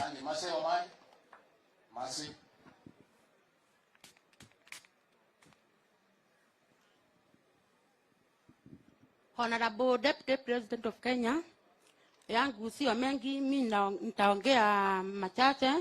Kwa jina ni Mase wangu wa Mae, naongea juu ya soko ya Karatina, na juu ya hiyo soko ndio kumbwa na ile masoko ingine inakuanga na sinda kama yetu. Ningetaka kusema juu ya housing and stores, iwe eva hiyo mheshimiwa Rigathi amesema tusiongee, tutaongea na gavana wetu Kahiga. Sasa soko yetu inafaa kuwa na solar ama generator. Hiyo ni soko kubwa sana. Juu stima ikipotea tunapata sinda. Alafu juu ya maji iko na sinda sana. Juu mferezi ni moja juu bwana Kahiga, na hiyo soko iko na watu kama 3,000 kila mchana. Sasa hii ingine nitaongea ni juu ya market fee. Juu mtu akigonjeka anatoka kwa soko anaenda nyumbani. Sasa ukirudi unapata hii store yako inakuwa na iko na deni. Sasa tunataka hiyo maneno iwe inaangaliliwa na wale watu watakuwa wamechaguliwa. Alafu ningetaka kuongea juu ya vijana wale wanamalisha shule. Soko yetu ni kumbwa. Ikipangwa vizuri, watu watakuwa wakimaliza shule wanapatiwa nafasi ya kuingia kwa soko. Juu sio kusema ati sisi peke yetu ndio tutakuwa tukikaa kwa soko tu. Alafu ningetaka kuomba ikiwezekana tupatiwe 24 hours juu ya economy. Hapo ingine ningetaka kuambia Honorable Deputy President, sisi tuko na ile kitu tuliagana na yeye wakati alikuwa Karatina, tuliagana tuweke tunajiita Karatina Market Sacco. Tunataka tuinuliwe na bottom up loan and SACCOs. Nimemaliza. Asante. Haya, community health volunteer Peter Ndegwa, afuatwe na musician Raina Fundi, afuatwe na drama Abdi, afuatwe na village MCs Jackson Kerry. Tukiandamana na hiyo. Na unasema wewe unaitwa nani na ni section gani? Peter Ndegwa, His Excellency the Deputy President, our Governor and the entire readers, na watu wa Nyeri. God is good and all the time. Nitago Peter Ndegwa toka Udaya Sub-County. I'm the chairman of the Community Health Volunteers. Ado Udaya Kanado within Nyeri County. Tuheirwo program etagwo UHC. Githetigo ndoito. UHC yari iteithagie muingi wa Nyeri. Niguo. No ni muwe twahetwo niki gitumi. Twahetwo ni tondu wa gukorwo ni tugumirwo ni mirimo maingi muno kana mirimo iria etagwo non communicable thiini wa matura maitu. Na nikio kuheo kwayo kwari guteithia county kumenya maundu macio. No tuku request mutongoria witu governor athie na mbere na guput agenda iyo nigetha CHV othe mekirwo thiini wa payroll, andu acio matige gutuika volunteers, matuike workers a Nyeri County. Ni tondu andu acio ni marutaga wira muritu muno wa guthii matura-ini maitu, na makiri ihinda riri kuri na ugwati wa murimu wa COVID, ni tondu nio marathiaga household kwa household, ithe tiguo mari ugwati-ini munene muno matari agitire ni mundu. Koguo ni tukuria Deputy President, we should request you, the Deputy President, you shall be the President of the Republic of Kenya, and we shall vote for you. But we will request you to have a CHV circle in Nyeri County, so that these people should be able to grow together. Lastly, the Governor of Nyeri, Governor Mutahi Kahiga, you are really working on that. But in most committees, we don't have the community health volunteers engaged in those programs. And that's why we are not in a good position in Nyeri County to fight COVID-19. If we equip the community health volunteers, we will not be able to use more funds to procure things about COVID-19. So we are really requesting your support to move towards together. Thank you very much.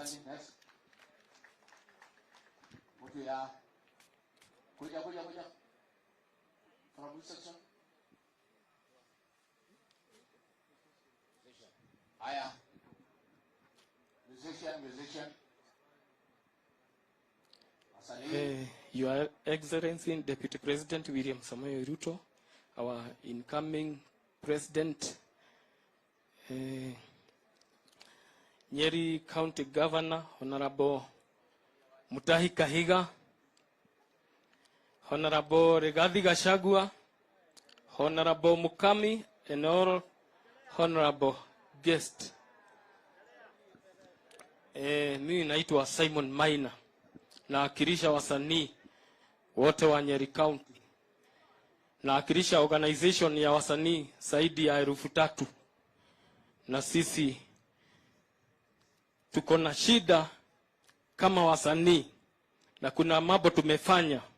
Sisi ndiye wa kwanza Kenya kuwa na license inaitwa Content Service Providers, yenye juu tuliangalia shida ya wasanii. Wamekuwa wakifanya makerere, lakini wanafanya makerere juu wanategemea watu wengine. Sisi tukaona tujitegemee, tukatafuta hiyo license, na iko expensive sana.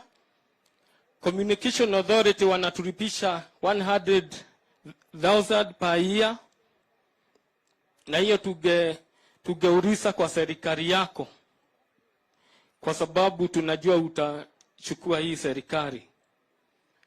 Ituodore iwe na package ya service providers yenye itaodoa hii license ya content service provider, hii license ya USSD. Wasiwe wanashikanisha USSD na Skiza Code.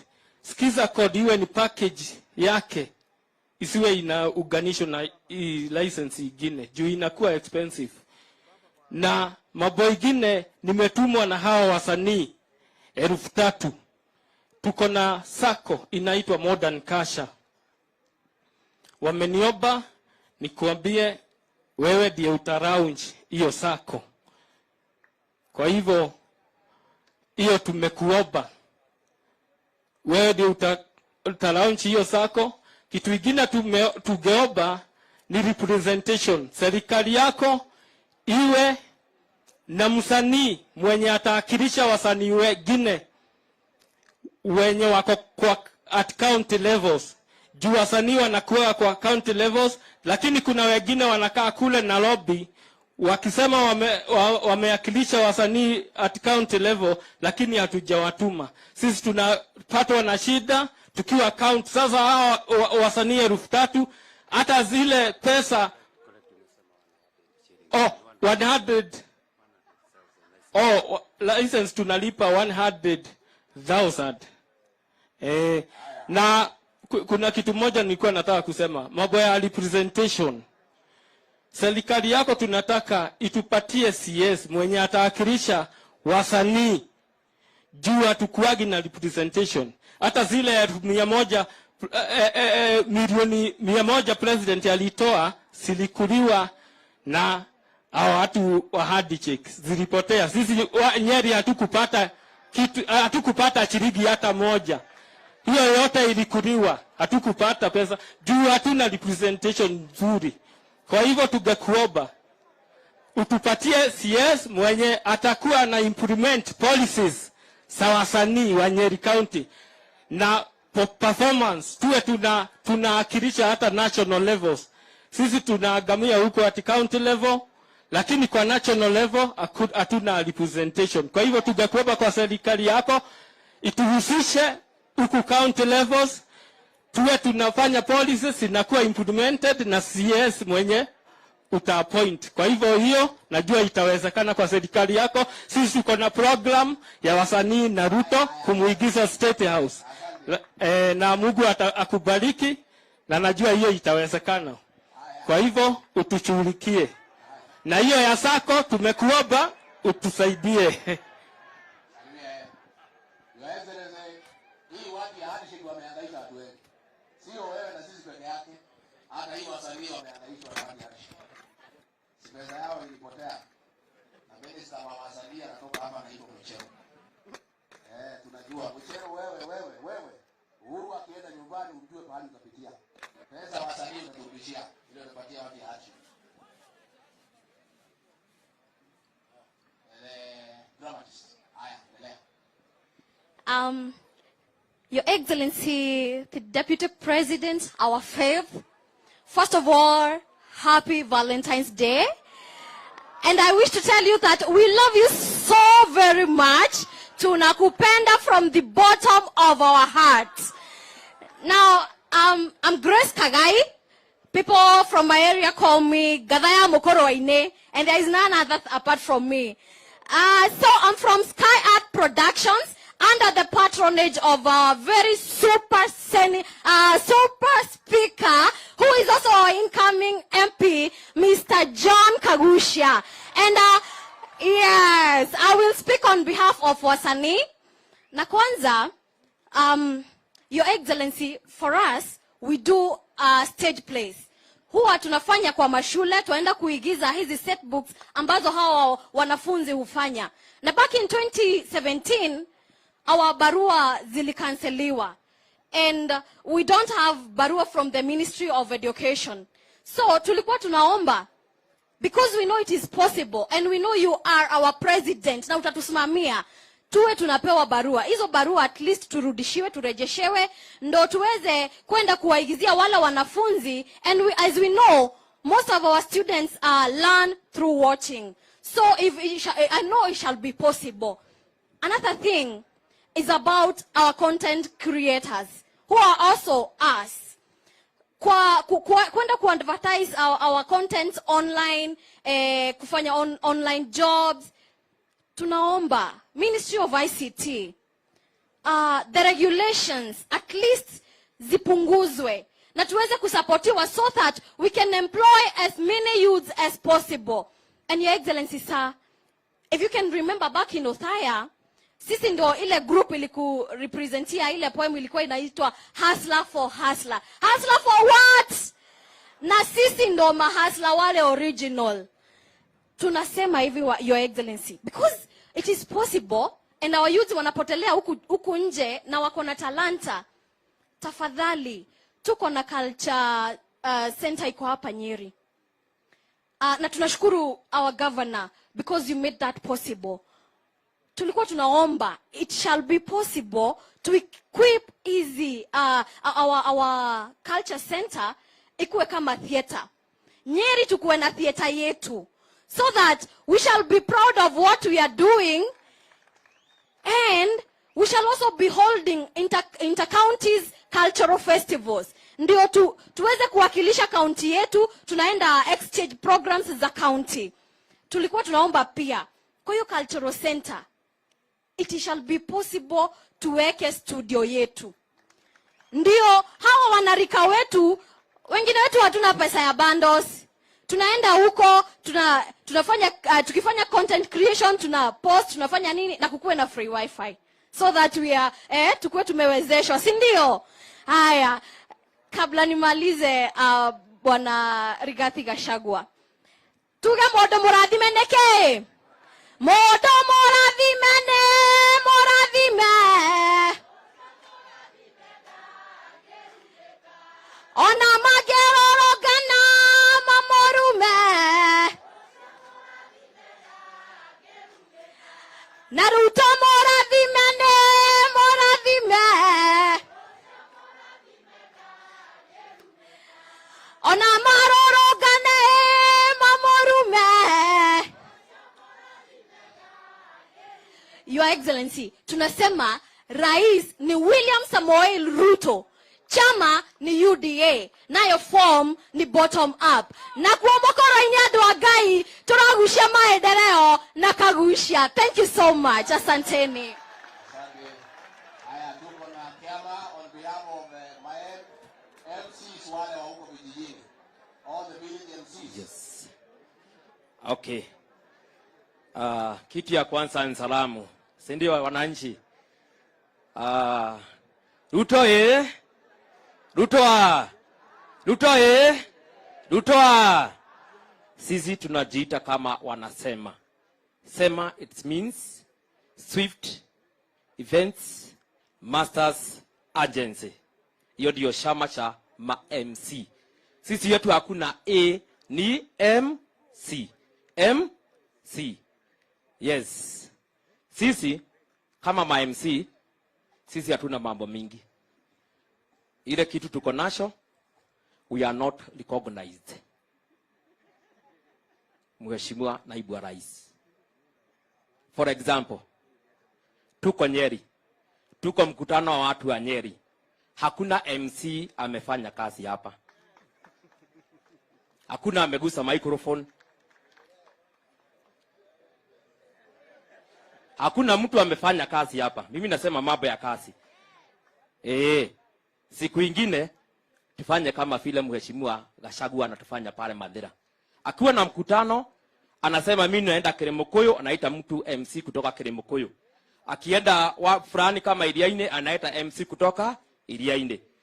Mheshimiwa Naibu ya Rais, ukifika Nyeri tuko na MC. Mheshimiwa Gachagua, washa nikwambie, sisi sio villagers MC. Hapana. Sisi tunafanya kazi. Na kama unaamini Mheshimiwa Naibu ya Rais na bottom up, chukua mtu kama mimi, mfanye national MC. Maana nilianzia kwetu Kishagi, nikakuja sub county, nikakuja county, sasa niende national. Yes. Adwaito. Maana sisi hatuna pesa ya kupatia Mheshimiwa Naibu ya Rais. Lakini sisi tuko na mdomo. Mheshimiwa Gachagua, akireo ko brand gikari kimwe. Tunengerwo muthenya omwe. Tutire tugithiururuka. Umuthi kia marikie. Rucio kwa MC uri ongi. Muthenya ucio kwa MC uri ongi. Githe kwa gutianuka gitunguru. Gutianuka gitunguru. Tondu ithuĩ twina kanua, no ringi na ringi tutirĩ na ki na mbeca. Mnaonanga kama tuseme kama ni watu kama tuseme ni madaktari mambo ya health, wakiwa na kitu kama changes hivi, wanachukua daktari mmoja wanaenda anazunguka na bado sisi tuko tu ma MC. Mheshimiwa Naibu ya Rais, ukichukua serikali yako fanya kama mambo ni ya Minister of Health, na kuna mambo inatakikana kwa watu waelewe, tuko ma MC, tuko tu patia sisi kazi, tunazunguka hivi, tunazunguka na kutoka nugake gitunguru na maundu macio nimekwagirira. Mimi sina mengi, but tu sisi kama ma MC, sisi kama wanasema, sisi tumejitolea, maana tunajua hii mambo ya bottom up economics. Sisi tumejitolea kama ma MC. Tafuta gari tusunguke kama ma MC, na sisi hatuna shida na mtu mwingine, mambo itakuwa sawa na gwitu niguguka wega. Thank you very much. Naibu ya Rais, tumeshukuru sana. Thank you very much. Ole MC chama. Nilichukua kazi yenu leo, lakini mimi si wenu. Kabla nichaguliwe mjumbe, tulikuwa tunafanya hii kazi ya MC. Sasa waza na MC always. Si tulikuwa tunafanya hii kazi. Kabla Mungu kutusaidia akatupandisha juu kidogo. Asante. Na karo ya nwai bora na MC maoko maua. Nwai bora. Tumebaki watu 9. Nataka 1 minute. Sasa haya wameli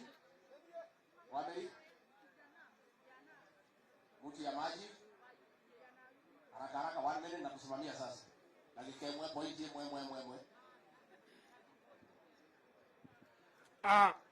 afuatwe na Nancy Mahinda karibia. Mheshimiwa Naibu wa Rais, ya kwanza ni kukushukuru kwa kututembelea sisi watu wa Nyeri, na kwa hivyo tumesema asante. Nataka kuongea mambo ya maji, maana nikiangalia hata ile mlima unaona mahindi, na ile mahindi mwenyewe anatarajia ataikula, na kweli kwa hii kiangazi hawezi kula. Kwa hivyo tunaongea mambo ya maji ile inaitwa ya ukulima. Tunaomba serikali kwa vile kuko na vile kulikuwako, tuangalilie mambo ya mega dam, manake kama kuna kauka kidogo kidogo mito yetu inakauka, na ikikauka wale wakulima wote wameongea hapa wanataka kitu kwa mashamba. Kwa hivyo tukipata mega dam katika Mount Kenya, tupate mega dam katika Aberdare, tutakuwa nafuu. Tunaomba kwa serikali yako ututimizie. Tuna miradi inayofanywa ya borehole, na tungeomba Mheshimiwa Rais tuwe tunategezewa borehole pahali iko borehole, na pia tusaidiwe na ile inaitwa water plant. Hiyo ni mambo ya storage ya maji. Nikipenda kuomba mambo ya project.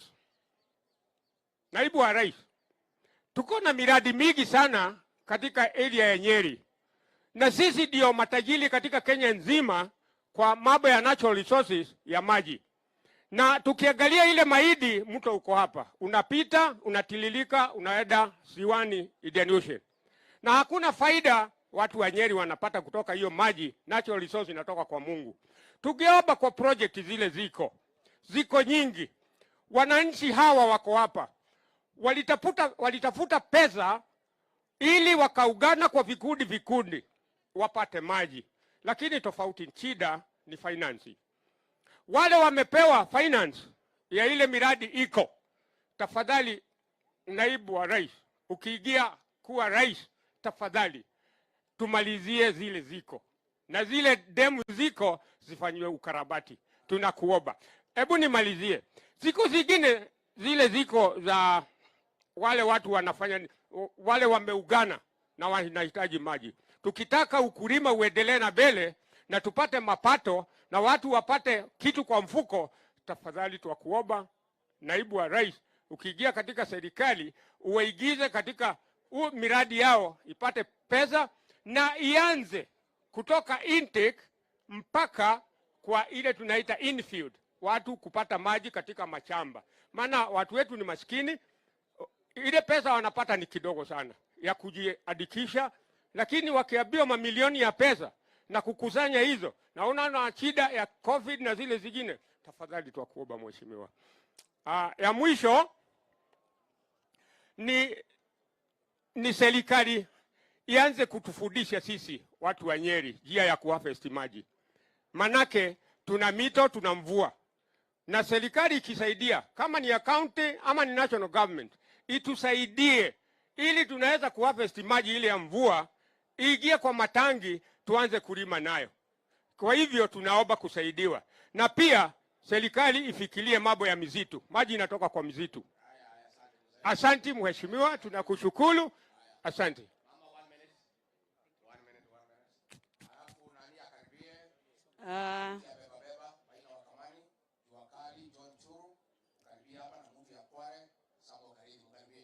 Let me start this way.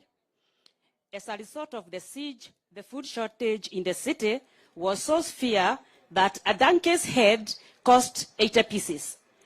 80 pieces of silver, and half a pound of dove's dust cost 5 pieces of silver. Your Excellency, Honorable Wiliam Ruto, our 5th President, I'm humbled to stand before you to present our case. This is on water. I want to add on what my friend has said. As you all know, excuse me, members, let's all listen. And it's good that this is the last, maybe the last one we are presenting, because water is an all-round resource that is covering each and every sector that we've talked about here today. And without water, nothing can go on. Isn't it, good people of Nyeri? So, if we don't address the issue of water in a very good way, we may end up even having very poor people. As my fellow member has said, we need to harvest a lot of water, or we do the mitigation as he has said. And the mitigations that we can do, first of all, is we could check with our national budget. So we were requesting our president to be that in the national government, 1/4 of the national government to be pumped into the water project or anything to do with water. For example, if we have 3 trillion as the national government, and I know if you want to succeed, you have to work with the numbers, not just by mouth. If we have 3 trillion, so 750 billion should be pumped into water, so that we can bring all water projects on board, and because each and every everybody, every being, every living thing depend on water. And without water, there's nothing much we can do. And maybe after we pump the 1/4 budget into water, we can mitigate the water problem by, as he has said, increasing our storages, by building mega dams, as you had promised sometimes during our last campaign. We are very patient people. Even today, we still wait for the mega dams. Hatuja kufa roho. We are still waiting for the 5 mega dams that we were promised during our last campaign. We can also collect the landing water by by using the water pans. And also, most of us here, each and every one has a roof, so we can use the harvesting water by having water storage tanks. As also he has said, we can also mitigate by having boreholes. Also, we can also use irrigation water. Okay, in farming, we can use the new technology. We can use the new technologies in farming, like using the drip irrigation and using the new technologies and even the greenhouses. If all of us, every one of us is given a greenhouse, we can be very food secure. If each and everyone is given a greenhouse, we can have food security and never have problems with food. The other thing is, okay, I did introduce myself. I'm Nancy Mahida. I'm from Kieni East, Gakawa Ward, and I'm very humbled that we have implemented a project by the name of KSAP, and we have implemented a project that has helped our farmers. Why I'm saying that water is very important is because we have been given a lot of seeds, but because of lack of water and irrigation, most of their money is going to waste. So we are requesting that we should be helped on the side of water. And on my personal issue, as I have presented here, humbly asking, my water project is Kamagura Water Bloodshed. If I'm given just 1 borehole, I could be very glad. Thank you and God bless.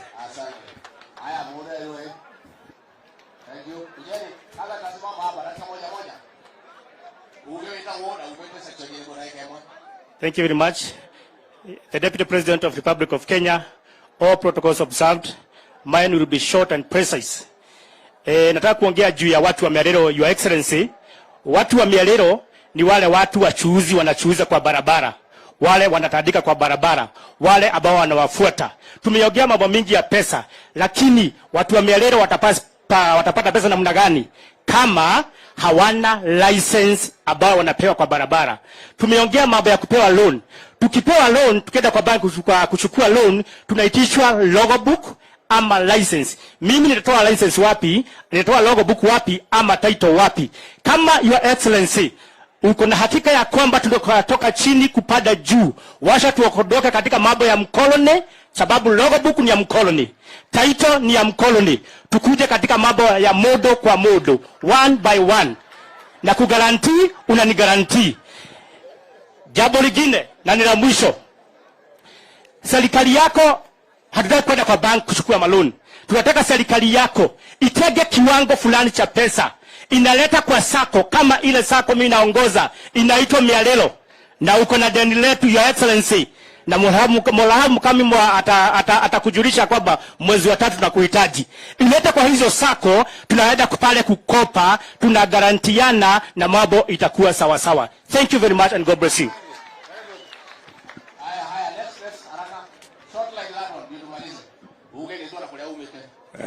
Your Excellency, the Deputy President of the Republic of Kenya, all protocols observed, distinguished guests, ladies and gentlemen, hamjambo. Mimi naitwa Ushuru wa Njohi kutoka Giakanja wa Magana Ward, Tetu constituency, ambaye nawakilishwa na Gishuhe Mwangi ambaye hasikii vizuri, angekuja leo. Mimi nazungumza mambo ya jua kali. I'll be very brief. Jua kali ni kubwa sana, iko na mambo mingi, lakini shida ile tuko naye sana ni kodi. Taxation imekuwa kali kiasi, ukienda kununua material bei ni kali, ukienda kwa stima bei ni kali, hata ile biashara utafanya utapata pesa kidogo, hata budget ya mwezi huwezi kuitimiza. Kwa hivyo imekuwa shida, hata watu wanafuga mabiashara. His Excellency the Governor knows very well. Watu wanahama kwa mabiashara, wanaenda kutengeneza viwanda huko nje sababu hawawezi kulipa rent. Tukisaidiwa hiyo, Mheshimiwa Rais, tutafurahi. Thank you so much.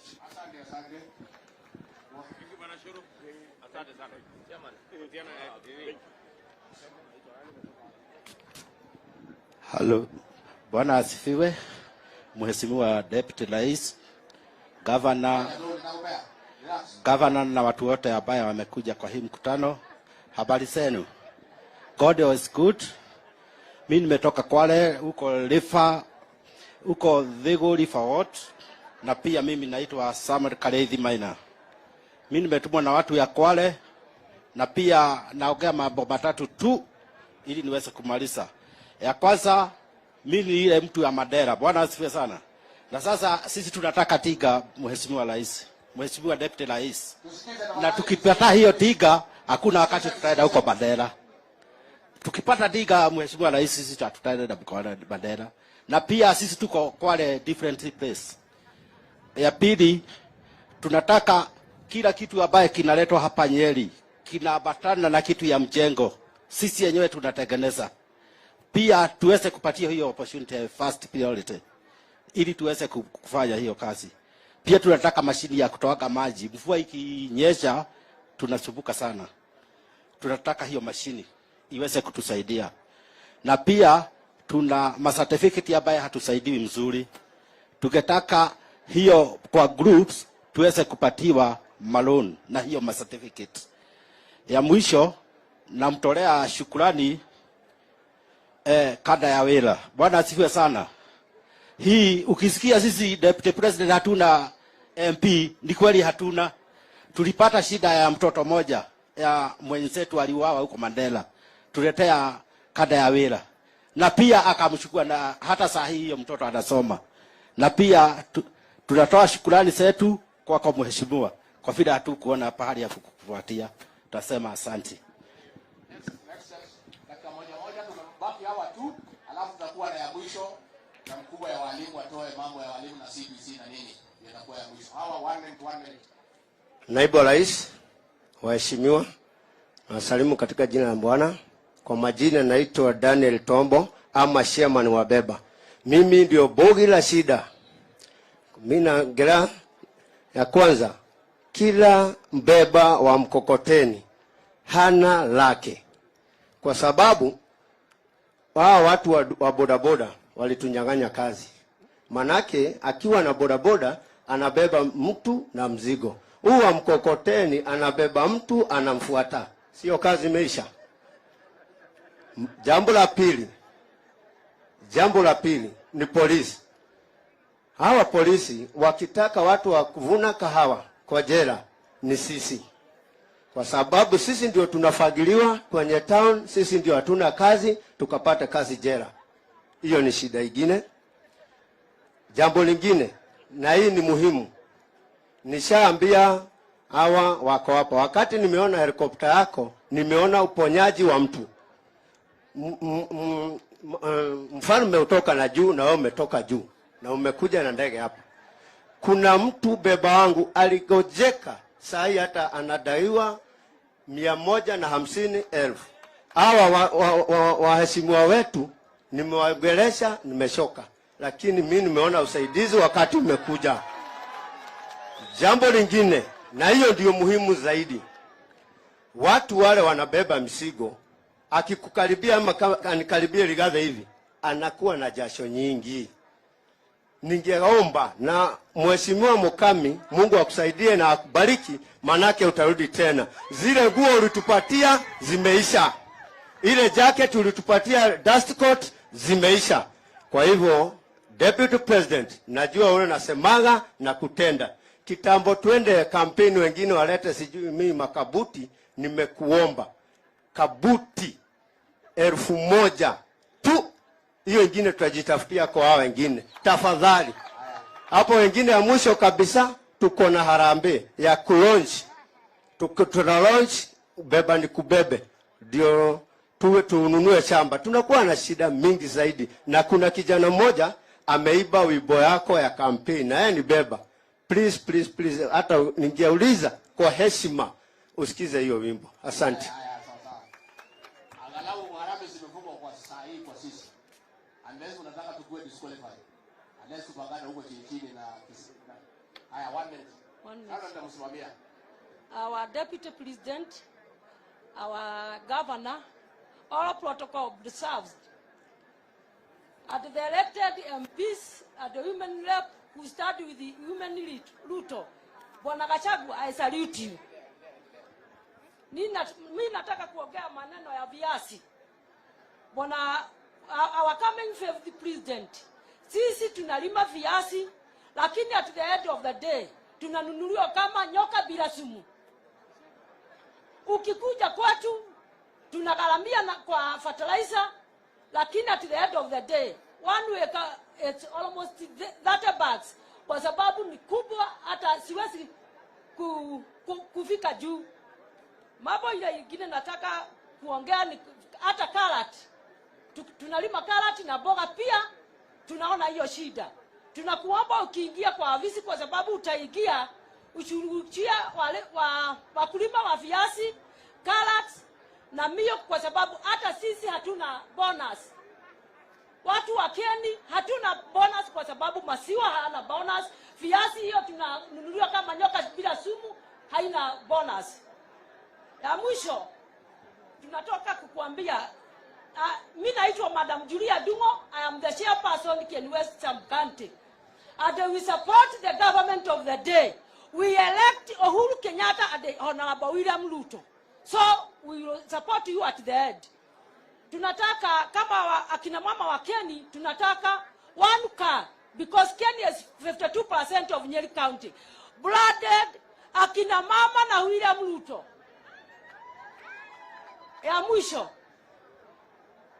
Ya mwisho, akina mama wote wako kwa CRB.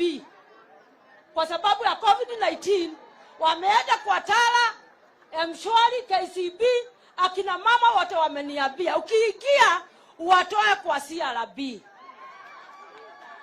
Ya mwisho, nataka akina Rigathi, akina Nonok, I want to give you a piece of Bible so that when supporting William Ruto, you will read it. 2 Samuel, hata wewe William Ruto andika. 2 Samuel chapter 21 from 1 to 10. The second readings will be Joshua 9 from 1 to 27. We as the Nyeri people, we will not elect a leader so that we can have 3 years without rain. We have to fulfill the covenant our president gave us.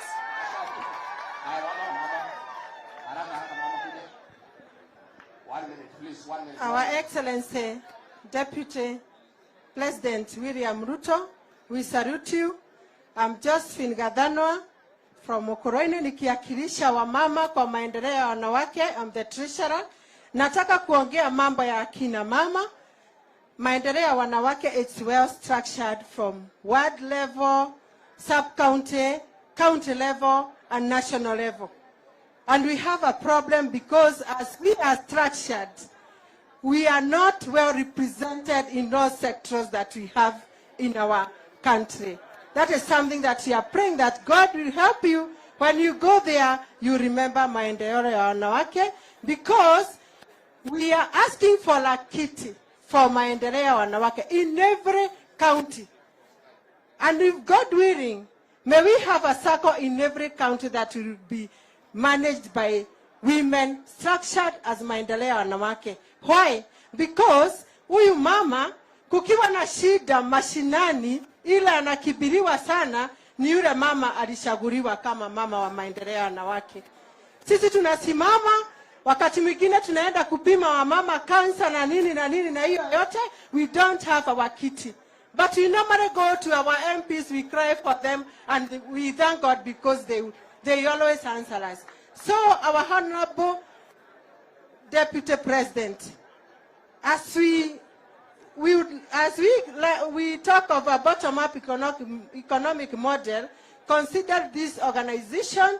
We would even like to sit with you, even in the national level. Call us as we had come and we saw you when we came to State House, so that we can deliberate about our organization, which is well much admired by our young ones. But they asked us, what do you do in maendeleo wanawake? Yes, we try for leadership, to nurture them, and even to teach them of much of their well-being and even the health, but we don't have that much that we can go and do. Thank you so much. His Excellency, the 5th President of Kenya, Dr. William Ruto. I'm here representing the tertiary students, the university colleges. Bwana William Ruto, today is 14th February. We celebrate Valentine's. Lakini wacha nikuambie, leo comrades kimetuumania bana. Wananiambia wakati ulikuwa higher education ulitupunguzia wakati wa kuingia university. Lakini saa hii wazazi wetu wamesota, hawana kakitu. Hadi leo isipokuwa ni hii form nikadanganya msichana niko na ka form na kuona bana, singekuwa hapa. Ningekuwa nimeficha simu juu hatuna kakitu, wazazi wetu hawana kakitu. Sisi wenyewe huko university fees imeongezwa. Tunakuomba wakati utaingia fees ya university iangaliwe tena. Then pia kuna kamshahara sisi kama comrades huwa tunapewa kanaitwa help. Sahi kamechelewa kabisa, kimeumana kabisa. Hiyo mshahara hadi sahi ukienda useme tu kakitu igongwe ndani. Sisi kama comrades tutakuwa tumefurahia. Nikimaliza, sisi kama watu wa university tumekosa makazi. Na kwa sababu tumekosa makazi, tumeona tuende tuulize kazi kama za MCA.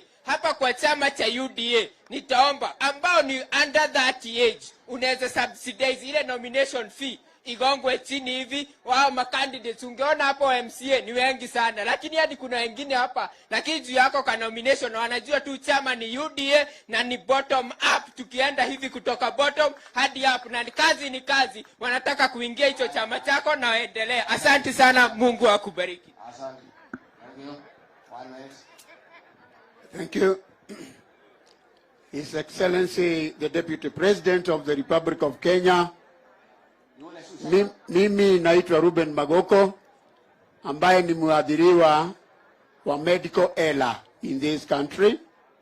Mimi naishi na shida ya diabetes and hypertension, na ni watu ambao wamesahurika sana, na tukajiunga pamoja tukaanzisha group inaitwa Kenya Defeat Diabetes Association ambayo inashughulikia hawa watu ambao wanaishi na shida ya diabetes and hypertension. And we have about 60,000 members in 32 counties of the Republic of Kenya. Wakati mmoja tulienda kwa His Excellency Bwana Ishongwa na akatuadvise tuandike barua. And we wrote a letter in your office tarehe 14 mwezi wa 10 last year, lakini bado hatujapata majibu, because we needed to have a sitting with you so that you can give us our agenda, and then we can give you our agenda on how we can address that. The other person we would like to have a sitting with is the governor of the Republic of Kenya. You remember we started this thing with Gachagua. Ukweli usemwe, hata ukishukua uongozi na mufanye hiyo kazi yote ambayo mmesema, na afya ya watu yako iwe si afya nzuri, kutakuwa na shida. Watu wataendelea kujinyonga, wataendelea kuwa mawazimu kwa sababu afya yao imesoroteka. Kwa hivyo give us a hearing at a national level, because we need to have our delegate meeting, and we were proposing that you support us on that. I want to say thank you to Madam Mukami, kwa sababu sisi watu ambaye tuna hiyo shida tulikuwa tumesahaurika na ametuingiza at the last minute.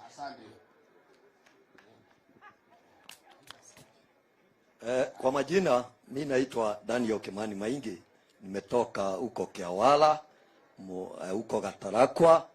Na shukuru sana makamu wa rais kwa kupata nafasi hata ya kuongea tu kidogo kuhusu magari ya lorries na pickups.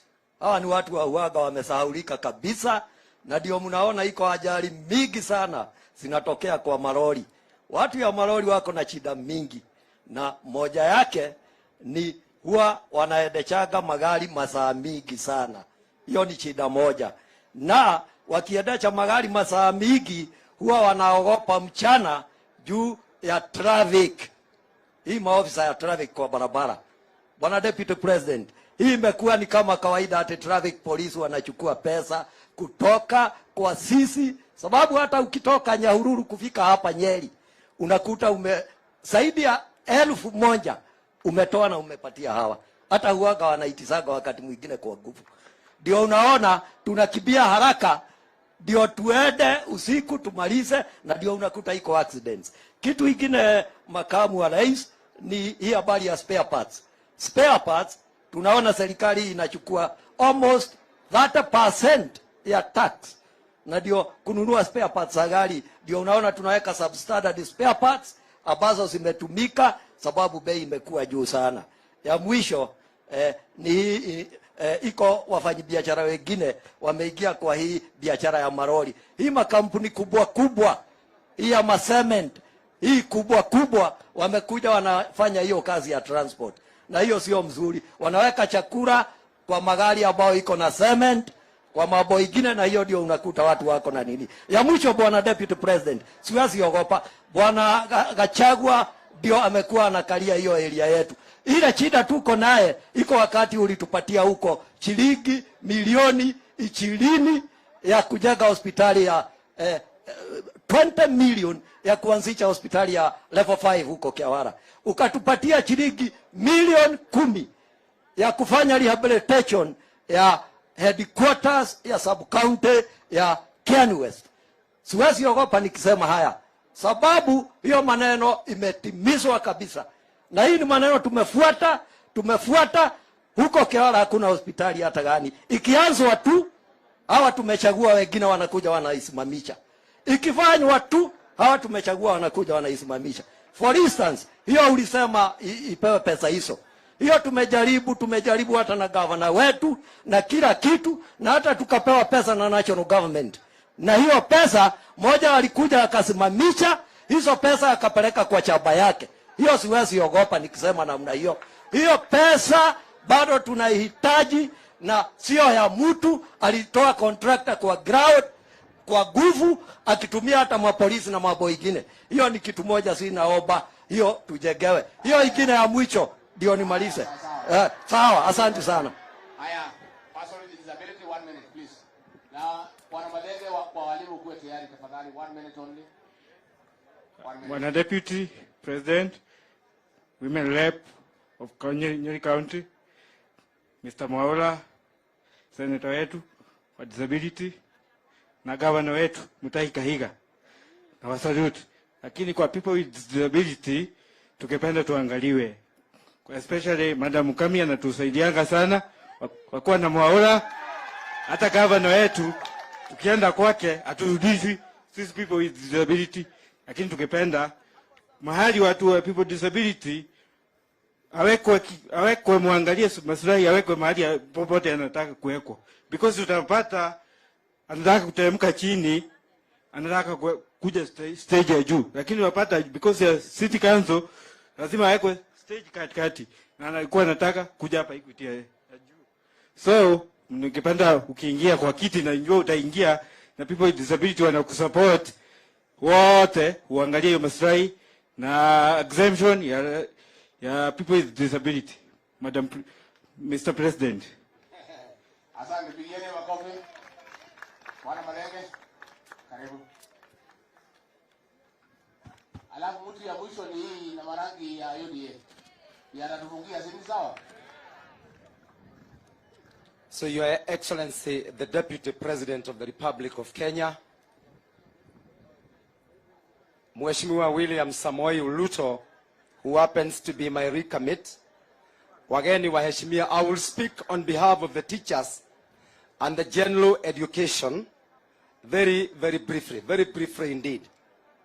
My name is Madenge Wajau. I am the Executive Secretary, the Kenya National Union of Teachers, Nyeri branch. I'm happy because the Deputy President is my age mate. But I'm older than him by 1 week only. So, I know the education sector is a national issue, but your government, which we believe is incoming, must look at this issue of policy formulation. I am a great supporter of the bottom-up economic model, and I also want to believe that in terms of policy formulation, it must also start from the bottom upwards.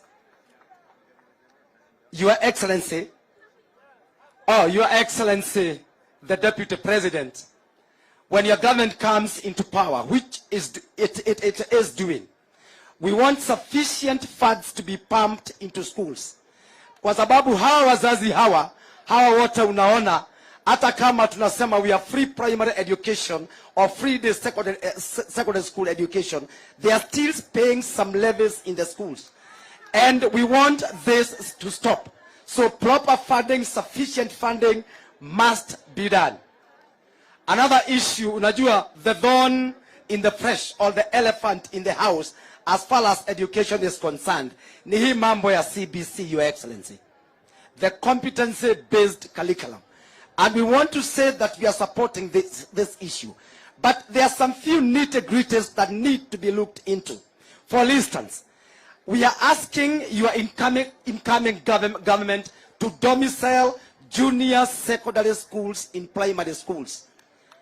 I was asking myself 2 questions. A girl in class 6 is about 10 years old. I'm 11 years old. Mtoto wako akipita hapo aitwe Maranda High School na ni wa miaka 11, utampeleka kweli? Uwezi kumpeleka. Therefore, we are kindly requesting that these junior secondary schools be domiciled in our primary schools, iwe day schools. Si hapo ni sawa sawa? And again, I was also asking myself 1 question. Why is the current government using public funds to build 3 classrooms in secondary schools and leaving 2 empty classrooms in primary schools? Si hiyo ni waste? Hiyo ni waste. Afadhali wangeongeza moja kwa primary ili junior secondary ziwe hapo. Another issue, Your Excellency, is this issue of the textbook policy. Because initially, during the other regime, schools were being given money. Walimu wanakaa chini, wanachagulia watoto vitabu. Currently, officials wanakaa Jogoo House, wanachagulia watoto vitabu. I mean, it cannot work like that. Because the people who deal with the children are the teachers on the ground.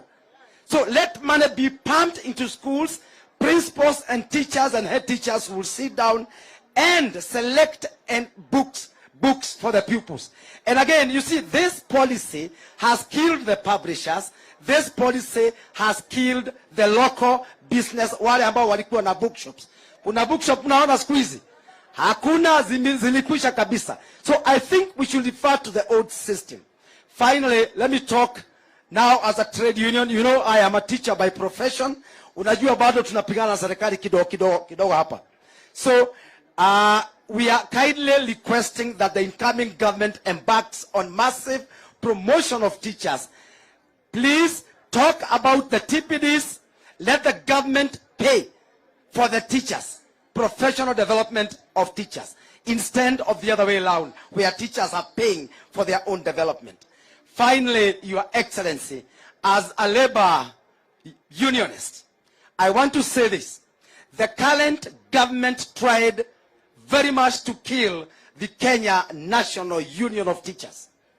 So we are requesting the current government to protect the labor unions in total, because this is a requirement in the current constitution. Article 41 guarantees every worker the right to form or join a union of his choice. It also says that a worker is entitled to fair remuneration. And once these issues are looked at, we believe that you're going to move along with you. We are great supporters of the bottom-up economic model. We are great supporters of your aspiration to be the president of this country, and you can't count us in. Thank you. God bless you.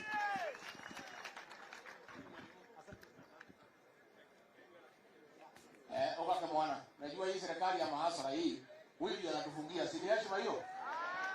Nakati huwa bwana wangu ulade. Murega yuothe. Kawega kanini ni kaiganu. Mureanagire na thamaki. Ni beba ya Ngai tuturagia.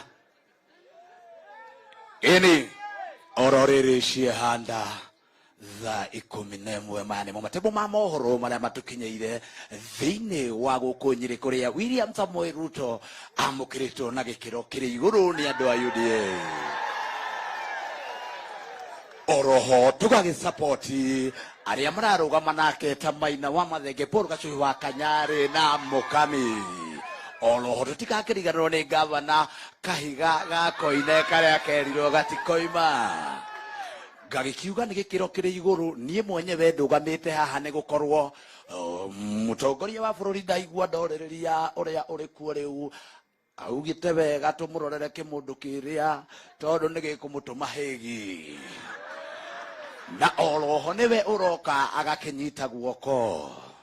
Tugakiuga na gikiro kiri iguru ndemethio na inite rwimbo akauga we tugagwikira na tukuhumbe na tukuihuriririe ni gukorwo we waturuta kandwa-ini kandu. Ngiripotera ceceni-ini haha ndi wa mbere kugeithania na Ruto, na nigumenya igakorwo ri page ya mbere thiini wa ngathĩti-inĩ njitangaĩ kana muteti woma. Wakeri Mr. Ruto, niĩ no hoe gakari kablado gakwa gagũthiũrũrũka gũkũ kablado. Oroho wa kerĩ no njũrie tondu nyumĩte kũrĩa wĩtemere slums, ndirĩ nginya ha gũthiĩ kũbaba.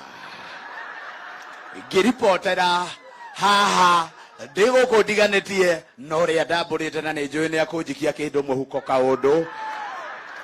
Sasa ningesema Ruto utacheza kisniper. Penye nitaenda kukaa tuma mtu kisniper ya mfuko. Asante sana.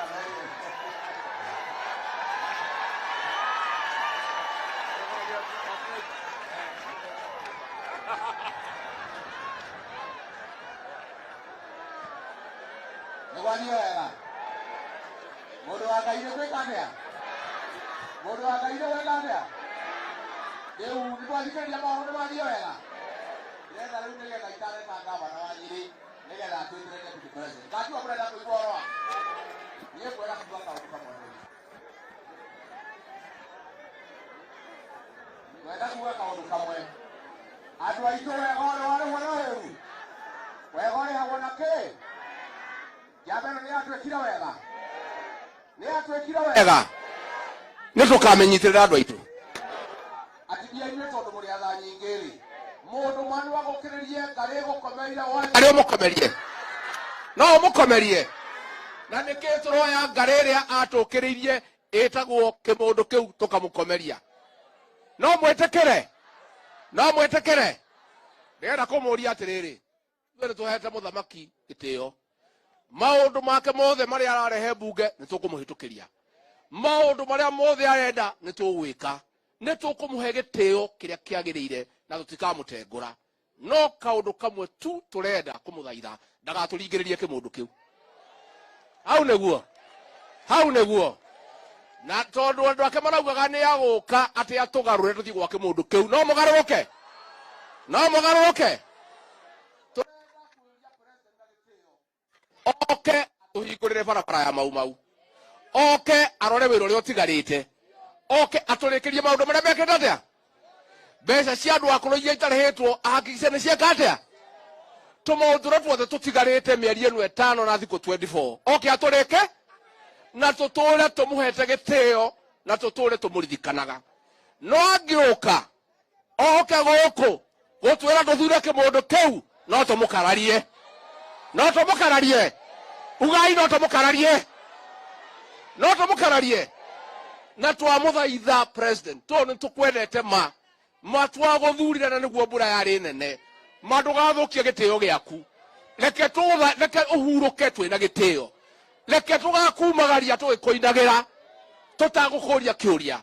No ngigaturehera kimundu kiuma ne tugagukararia. No tukwenda kuria president witu guku Nyeri nikuo Mwai wa Kibaki aumite. Eke ore Mwai wa Kibaki ekire. Mwai wa Kibaki arutire wira muthenya wa kuinuka wakinya akiumagara ndatwerire kure tuguikia kura. No mwende Uhuru aikarite Mwai wa Kibaki. Ni andu aigana mangienda president witu arumire Mwai wa Kibaki. Ogwo niguo twamwira na twina ngatho nake na twina gitio nake na ciake tutikaria na tutikamutengura na nitukumuhe gitio na nitukumuhoera Ngai retirement yake arore magukumia amenyerere we mwene na mutumia yake na ciana ciake. No atutige ndagaturingiririe kimundu kiu areke twauthurire kamwana ka mutheni tondu niko turenda. Nitwaiguithania uguo. Nitwaiguithania uguo. Ni hega au. Ni hega. Riu ndirenda nigetha twite governor wa Nyeri agwete ciugo cigana ona acoke atwithire deputy president. Ate makamuhurira thimu. Arabu reure itareta governor ri. Governor wa nimurenda oke kiama. Kereko. Kereko. Daraigua kereko. Karugama na igoro mwire kiama kire murenda. Tamwirei. Ni araigua. Asante. Na juge gerekia. Juge gerekia andu aitu. Nimoko nyitira andu na kiama kia UDA. Nimoko nyitira andu. Thegio ithu twakena ni inywe. Nimwaria miario mega. Riu turenda muthamaki uyu oke atucokerie. Tucoke turikanire nake muthenya tugacemania ruringu. Twikanire kiara. Kamutikona twekire kiara. Haya, ngemi cia gavana cie hawa mutai wa Kahiga rumwe. Rwa keri. Rwa gatatu. Rwa kana. Rwa gatano. Alafu wakiita deputy president, ndio deputy president atapatia wale viongozi amekuja na hawa. Si sawa? Mutai wa Kahiga gavana. Asante, tupigie Rigathi makofi. Kiruga kuja hapa dakika moja.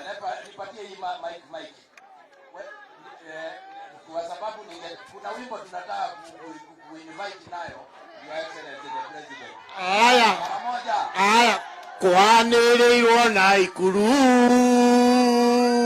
mũthenya barigici ya Uhuru nĩ 10 na ya Ruto nĩ 10. Tũticenjetie ithuĩ ya Uhuru nĩ 10 na ya Ruto na totira goa goa totikahane tangire koriganero na ihenya kerekanero nethire na nethimo ya gikuyu toticenjetie ithue ya Uhuru na ikumi na ya Ruto na ikumi na totira goa goa. Thank you very much. Nafikiria huo wimbo hatuna haja hata ya kuexplain.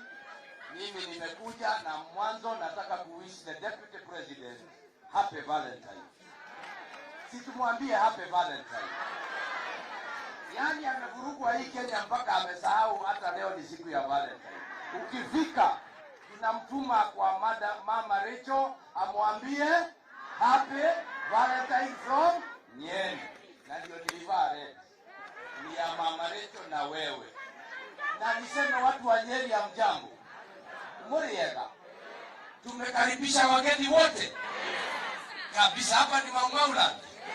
Mimi nataka tu niulize maswali mawili. Wakati wa Maumau tulikuwa tunatiana mikataba. Si tukisema neno linakuwa. Sisi Maumau tukisema neno tunabadilika.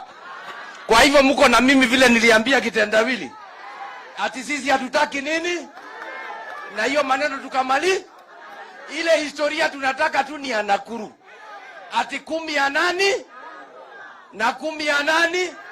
Ni nyinyi mmesema ama ni mimi? Kwa hivyo tuko pale.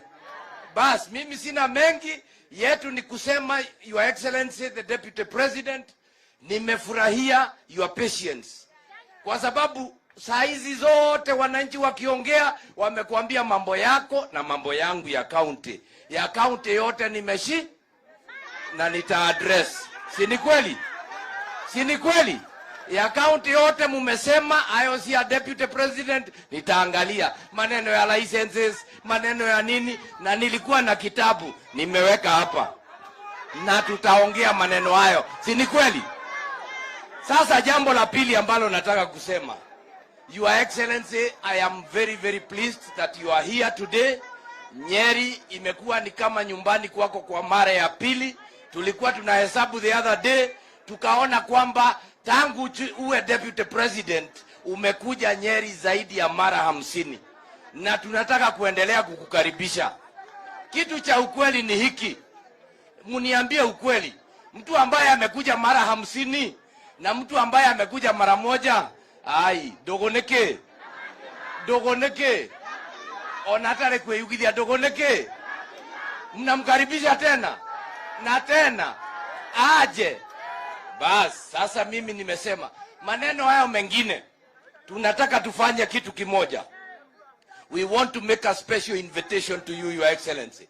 At the end of this month, uje Nyeri kuwe na earthquake ingine. Ama namna gani? Mnaonaje? Si akuje achukue hapa kuwe na earthquake. Ama mnaonaje? So we want to extend that invitation to you. Karibu mwisho wa mwezi huu uje mgurumo uwe hapa. Si namna hiyo? Na hiyo maneno iwe namna gani? Si namna hiyo? Sasa kitu kingine, we want to thank our son, the Mheshimiwa Rigathi Gachagua. Umesikia vile amekuwa na kazi mingi, na zaidi ya yote sisi kama watu wa Nyeri na Mathira tumekupatia yeye akusaidie kazi huko mkizunguka. Ama namna gani? Neguo nimukumenyera Rigathi agetha agithie kunyitera munene na kuria. Si museme watu wa Mathira wasikie ati nyinyi mtamshikilia. So we want to wish you well. Na mukami sasa, si maneno tuangalie tu namna hiyo, nigetha tuthie tureketie hayo mangine. Tumesikia rafiki yangu wa Matinga, umesikia na unaona na unaangalia, na hii maneno ni namna hiyo. Hapa namna gani? Na kama chama cha UDA unajua, wacha niwaambie vile nimesikia maneno mkieleza deputy president msije mkamchanganya hapa. Ati hapa mnaweka MCA sijui ya wapi, sijui nini ya wapi ni. Kwa sababu hiyo mipango yote, si mnajua ward specific ilianza Nyeri. Ward specific ni nini? Hapana bottom up. Si ni bottom up. Maneno ya watu kuja kugawa pesa huko kwa mashinani. Si tulianza hapa. Kwa hivyo hata sisi tunapo vile nimesikia ndio hiyo program ziende vizuri. Tunataka tukae tukiwa kitu kimoja, si ndio? Kwa hivyo nyinyi watu wa Nyeri tuwetaka kugana gwekatia. Na ithuere kaitwaliema watoto wa Maumau, sisi hatuwezi kuchanganya mtu. Tukiweka ahadi tutatimiza hiyo ahadi. Kanatikuo. Hata kama ni nini tutafikisha wapi? Pale. Kanatikuo. Hatuwezi kuwa tunachanganywa, na ni vizuri tuseme tu we are welcoming His Excellency the President aje na yeye. Lakini kwa vile Ruto amemchagua mara 3. Yeah? In fact ni mara 4. Kwa sababu hata wakati ya KANU huyu aliweka kura yake pale. Atafutia huyo mwingine, lakini kura yake aletee hii mwanaume kule hadhire. Kinetikuo. Hata huyo mwingine ni sawa, lakini alipe deni. Huyu mwanaume amemchagua mara ngapi? Na yeye aweke kura mara ngapi? Alafu hiyo ingine afanyie hiyo ingine. Ama namna gani? Tuko pamoja watu wa Nyeri. Turehamwe. Tunaambia rais wetu tunayempenda hivyo. Kuriadhira na kuweka hatia. Hakuna njia ingine, deni dawa yake ni kuli. Namna hatuna mengine, na tunamheshimu na tunampenda, si ndio? Agenda ile ingine tuko nayo, na ni vizuri tuseme. Hapa Nyeri kuna barabara ambazo pengine kwa miezi 8 hazitaisha.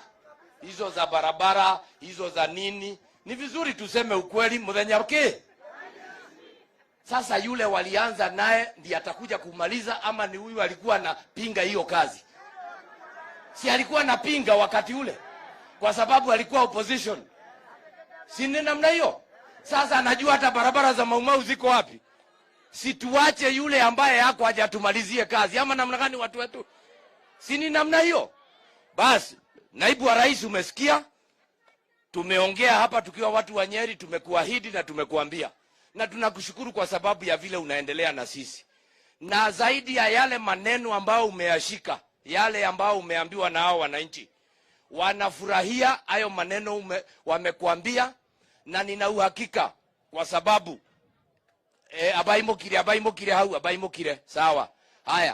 Hayo maneno ambao wamesema ninajua umeyashika na yata form the basis of the Nyeri memorandum. Sisi hatuna mengine, tunashukuru. Na pia niseme asante DG.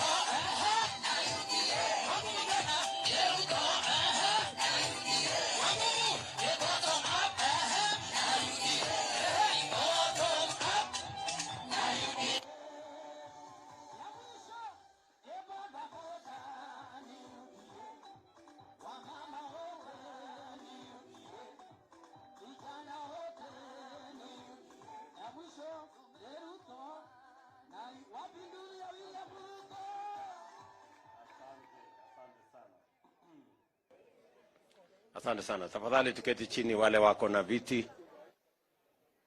Waheshimiwa viongozi wote, ndugu wananchi wa hapa Nyeri, ya mjambo. Ando aito Moriega. Moriega rege. Bwana Yesu asifiwe. Simunisalimie hivyo hewani watu wa Nyeri, asanteni sana. Kwanza mimi nataka nichukue nafasi hii niwashukuru sana kwa kutukaribisha katika kaunti hii ya Nyeri. Nataka nishukuru viongozi wote wakiongozwa na gavana wetu Mheshimiwa Gachagua, Mheshimiwa Mama Rahab Mukami, Mr. Speaker Sir, huyu Mungu na waheshimiwa wale wengine wote pamoja na MCA na wananchi wa hapa kwa kupanga ili leo tuwe na ghafla hii. Pengine watu wengi wanashangaa tumekuja kufanya nini Nyeri siku ya leo. Tumefika hapa leo ni siku ya muhimu sana, na iko sababu ya sisi kufika Nyeri siku ya leo kwa jinsi hii. Leo ndio tunaanza safari ya kutengeneza chata ya makubaliano kati ya wananchi wa Kenya na wale watakaoendesha serikali ijayo. Leo tunaanza hiyo safari kwa mapenzi ya Mungu. Tunataka tukubaliane, na tunasema hivi kwa sababu mnakumbuka pale mbeleni karibu miaka 2 iliyopita tulikubaliana na tuliwaambia tutabadilisha mjadala katika taifa letu la Kenya, that we are going to change the national conversation in the Republic of Kenya, that the conversation will not now be about leaders and positions and sharing power, that the conversation is going to be about the people, their empowerment, their issues, and the economy. That is what we said about 2 years ago. Many did not take us seriously because hawakuelewa ni nini tunasema. Tulisema tutatengeneza upya foundation ya siasa ya Kenya, ya kwamba siasa ya taifa letu la Kenya haitakuwa tena mambo ya viongozi na ile vyeo watapata na ile mamlaka watapata, lakini tunataka mjadala wa siasa ya Kenya iwe juu ya wananchi na uchumi wao na mambo yao ama interest zao, ili tuwe na a balanced engagement.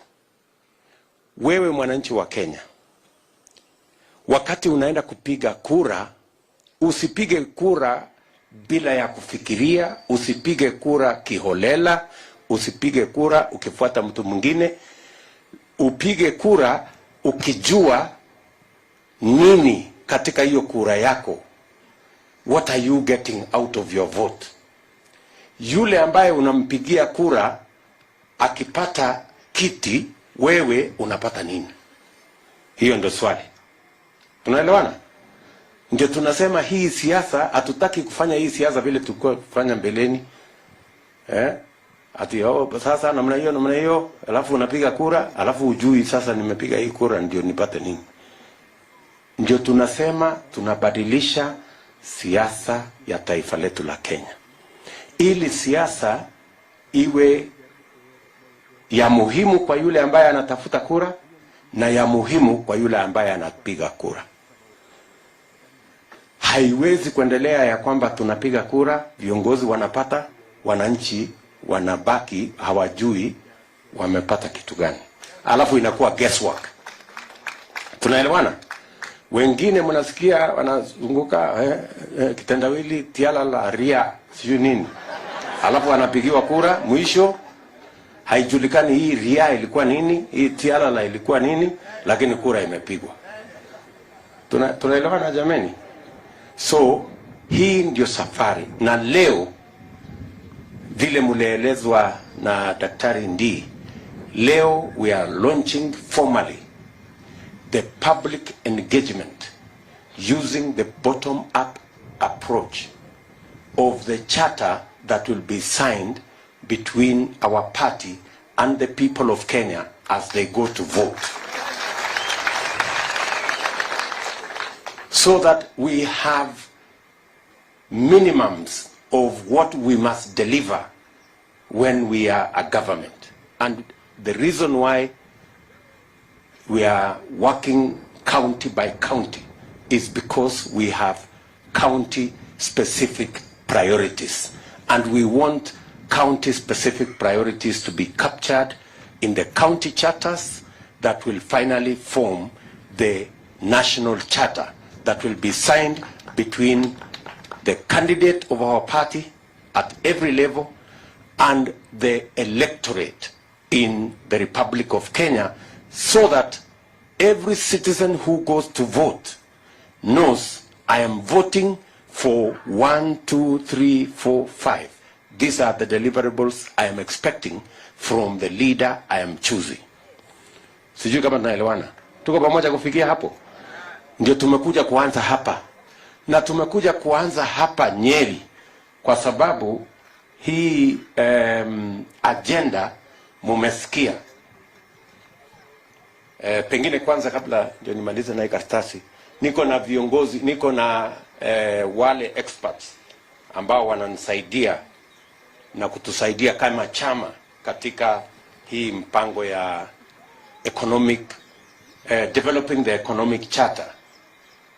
Niko na watu wa 6 hapa kutoka hiyo committee. Tafadhali wasimame from my office. Tuko na Professor Ndi hapo. Tuko na huyu anaitwa Augustine, Bwana Mukiri. Tuko na Miano. Tuko na mama pale anaitwa Mukiri. Tuko na Governor Nanok. Hawa ndio wananisaidia katika hiyo kazi, na sisi wengine tumekuja kama part of that team. So nimesema ya kwamba tumefika hapa vile vile kwa sababu hapa Nyeri ndio rais wa 3 wa Jamhuri ya Kenya ambaye alitusaidia kupeleka Kenya mahali ambapo economic revival ilipatikana, Mheshimiwa Mwai Kibaki.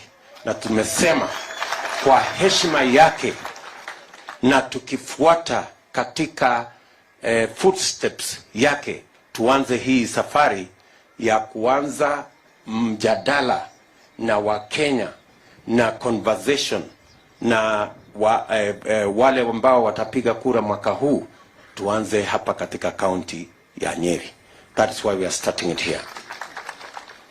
Now, nimeandika katika hii kitabu yangu, imefika nusu yale mambo yote mmesema, na niko hapa na watu ambao wananakili yale mambo yote mmesema, na tumeshapanga tayari. Tulianza hii safari karibu 1.5 iliyopita, wakati tuliketi chini na viongozi na professionals kutoka hapa Mount Kenya.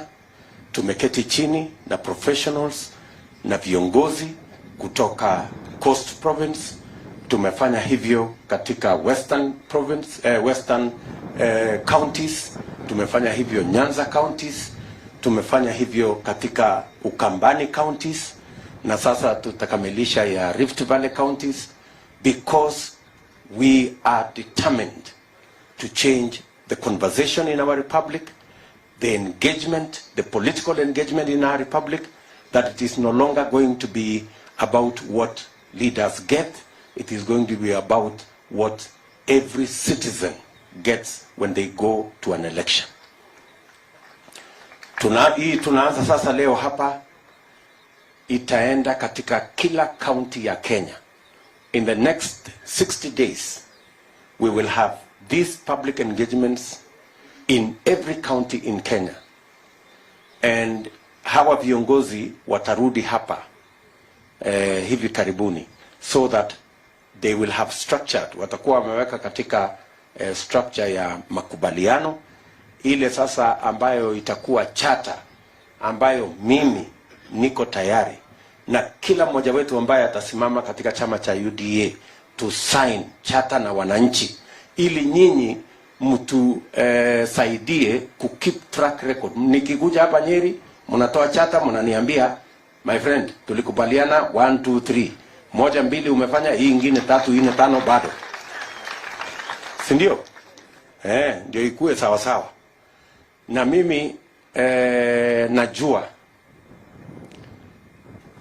tumekuwa na mjadala inayosema ambaye rais wetu alituambia yake 10 na ya Ruto 10. Si ndio? Lakini mimi sitaki 10 saa hii. Nataka tuandikiane kwanza hii mkataba ya miaka 5. Nikifaulu kwa hii miaka 5 muniongezee. Lakini nikianguka kwa hii miaka 5 mtafute mtu mwingine. Si ni mzuri? Kwa sababu kama mtu hajafanya kazi ile alipatiwa anaongezewa miaka ya kufanya kitu gani? Sijui kama naelewana. Mimi nataka tufanye hivyo kwa sababu mimi niko tayari kwa hii mtihani. Kwa sababu mimi najua sitaanguka, lakini unaweza kujuaje? Pengine nikizembea kazini huko mkuje mtafute mtu mwingine wa kuendesha maneno. Sijui kama tunaelewana. Because lazima tukubaliane kila kiongozi ambaye anapatiwa nafasi ya uongozi lazima atimize yale mambo wamekubaliana na wananchi. Tumekubaliana? So mimi nataka kwa mapenzi ya Mungu tukubaliane, kwa sababu mimi najiamini ya kwamba mimi ni mtu wa bidii. Na mimi naamini ya kwamba yale mambo tutakubaliana Mungu atatusaidia na tutayatimiza. Sawa sawa? So mimi nataka mkataba kati yangu na nyinyi na Wakenya ya 5 years. Hii 5 years nikishindwa mtafute mtu mwingine. Nikifaulu mniongezee miaka ingine 5 alafu mtapata mwingine. Sijui kama naelewana. Nimesikia wacha tu nitoe in summary yale mambo nimesikia hapa. Yale mambo nimesikia hapa kwa mambo ya especially mambo yetu ya kilimo, wale wa chai, wale wa avocado, wale wa kahawa, wale wa maziwa, wamesema number 1 tunataka kuongeza productivity. Tunataka yule ambaye anapata maziwa kilo 5, tukifanya mambo tuwe na chakula kwa bei nafuu, huyo wa kilo 5 kwa ng'ombe moja anaweza kufikisha kilo 15 ama hata 20. Si ndio? Kama ni kahawa, kama unapata ule mzee alisema hapa tunaweza kupata kwa macadamia kwa mfano alisema 80 kilos, lakini tukipata mbolea kwa bei nafuu na tuongeze mbolea tunaweza kupata instead of 70 kilos tunaweza kupata 150 maybe even 200 kilos per tree. Si ndio amesema ule mjamaa hapa? So productivity ndio kitu ya maana. Ni vipi tunaweza kufanya ili mkulima ile mapato anapata saa hizi kwa shamba yake, kwa yule ng'ombe, hata kama the same cow, hata kama ni the same bush, how do we increase the productivity? By making sure 1 tuwe na subsidy ya inputs, tusaidie wakulima wapate inputs kwa bei nafuu. Na nyinyi mnajua ya kwamba nilikuwa waziri wa kilimo, hiyo kazi mimi naelewa. Tukipunguza gharama ya mbolea, tukipunguza gharama ya mbegu, tukihakikisha kwamba mko na fingerlings ambayo ni ya kisasa, tukihakikisha kwamba ng'ombe zenu ni zile ziko na grade ya kutosha, tunaweza kuweka pesa mfuko kwa wananchi wakulima wengi. So hiyo jambo la kuhakikisha kwamba inputs ya ile kilimo tunaihakikisha kwamba iko kwa bei nafuu, hiyo ndio hatua yetu ya kwanza. Leo hata wakulima kule mahali pote watanunua mbolea mwaka huu kwa shilingi 6,000 na tulikuwa kwa 2,500, na inawezekana hata tupunguze chini ya 2,500 ndio kila mkulima aweze kuzalisha chakula ya kutosha. Hapo mumesema kwa sectors zote za kilimo mnataka hawa wakulima wapangwe katika vikundi, cooperative, ama farmer groups, ili waweze kufikiwa kwa njia rahisi katika mipango ya financing, katika mambo ya marketing, katika mambo ya kusaidika na mikopo, ili kila mkulima aweze kufikiwa na mkopo kwa bei kwa riba ya chini. Saa hizi wakulima wengi wanakopa kutoka mabank, interest ni 22%. Si watu wengi wamesema hapa. Hiyo mambo ya mkopo kwa wakulima, kwa sababu tuko na financial institutions ambazo ni za farmers kama AFC, kama zile zingine zote, there is absolutely no reason. Tulikuwa na mpango ya kuweka pesa ya serikali kwa AFC. AFC saizi wako na karibu bilioni 5 hivi, na ndio wanazumbuka wakipatiana pesa kidogo inaisha. Wakulima katika viwango zote, hakuna sababu hatuwezi kuweka pesa ya kutosha na interest iwe between 3 and 5%. There is no reason. Wewe mkulima, kama unakopa na interest kutoka AFC na interest ya between 3 and 5%, hiyo mambo ya charges nyingi ya 20% ina reduce ile profit ya mkulima. So I want to give you my word that farmers will have access to credit that is affordable. Na farmers wa all, kwa sababu wale wa avocado wanasema financing, wale wa kahawa wanasema financing, wale wote wanasema financing. Hiyo ndio mpango tuko naye, na tutapanga tuhakikisha kwamba either in cooperatives or SACCOs or institutions that are farmer-led, and farmer-organized, ndio ile bureaucracy isiingie pale ikatuletea hasara. Jambo la 4, mumesema mambo ya capacity building, extension officers, farmers working with the latest information, ili wasitumie information ya miaka zilizopita, ili wasitumie mbegu ya zamani, ili wasitumie mbinu za zamani, so that the farmers are updated, they know of the latest techniques, of the latest technologies yenye inaweza kusaidia hawa kuimprove their productivity. Vile vile wakulima wa maziwa wamesema ya kwamba wanataka ile management ya maziwa, kwa sababu maziwa ikikamuliwa within 15 or 20 minutes inatakikana iwe imefika mahali yenye iko cold room, yenye iko katika hali ya inaweza kuwa preserved, kwa sababu the quality of milk is very important kwa mambo ya how you can use it in terms of value addition. Mimi nataka niwaambie hivi wakulima wa Nyeri. Mimi nilikuja hapa Nyeri nikawaambia tuko na milk coolers ya watu wa Nyeri, lakini hiyo project iliingiwa na maneno kidogo. Wacha niseme ni shetani iliingia hapo ndani. Lakini we have 35 milk coolers ya watu wa Nyeri, ambaye within the first 100 days zitakuwa zimefika hapa.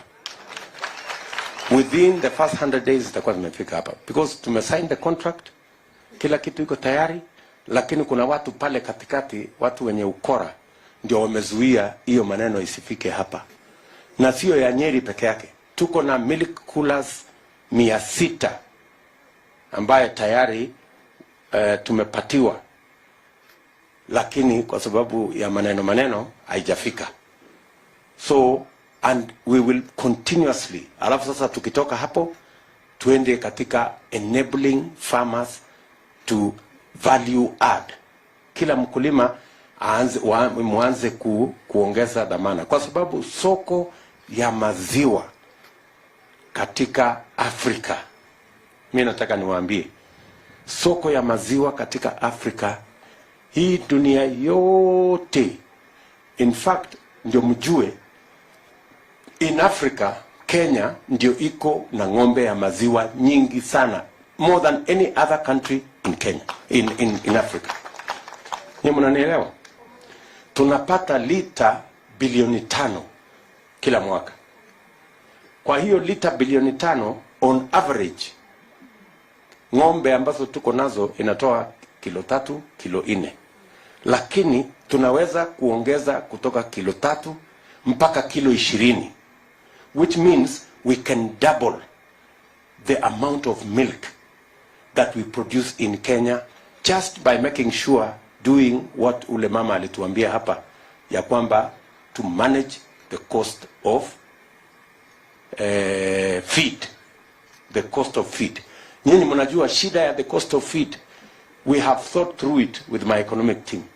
Feed, shida yake kubwa ni kwamba tuna import soya, tuna import sunflower. Hata mimi kwa shamba yangu na import sunflower, na import soya kutoka Malawi. Na hiyo soya na hii vitu yote ambayo tunatumia, including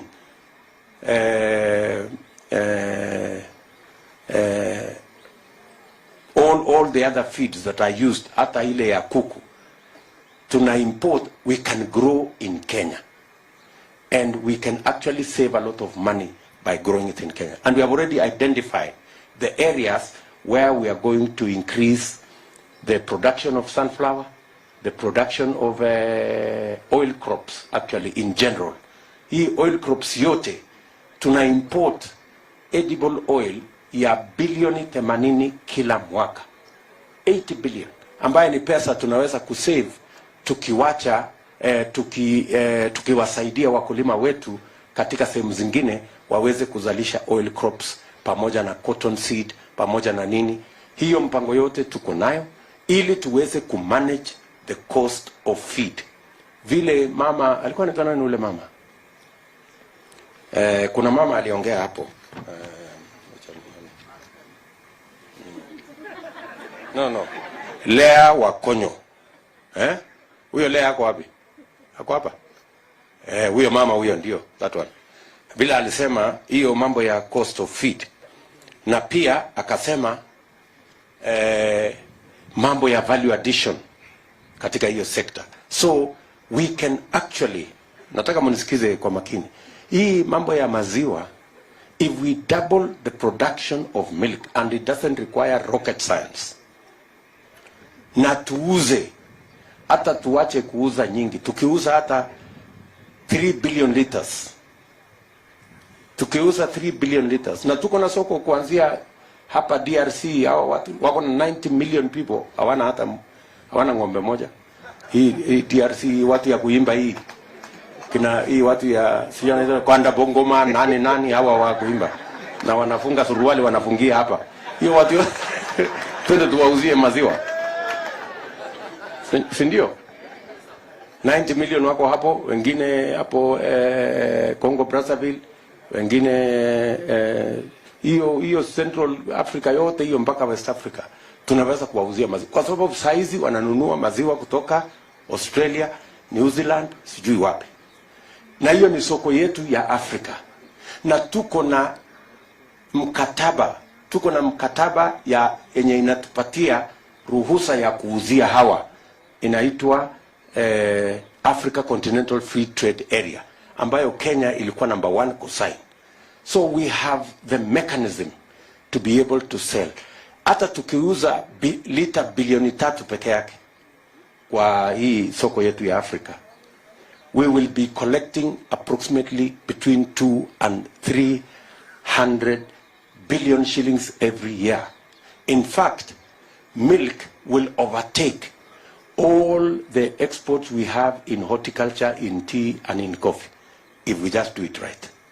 So wakati mnasikia ule mama Lucy akisema, that is correct. Na hiyo ndio mpango sisi tumepanga na kundi letu hapa. Jambo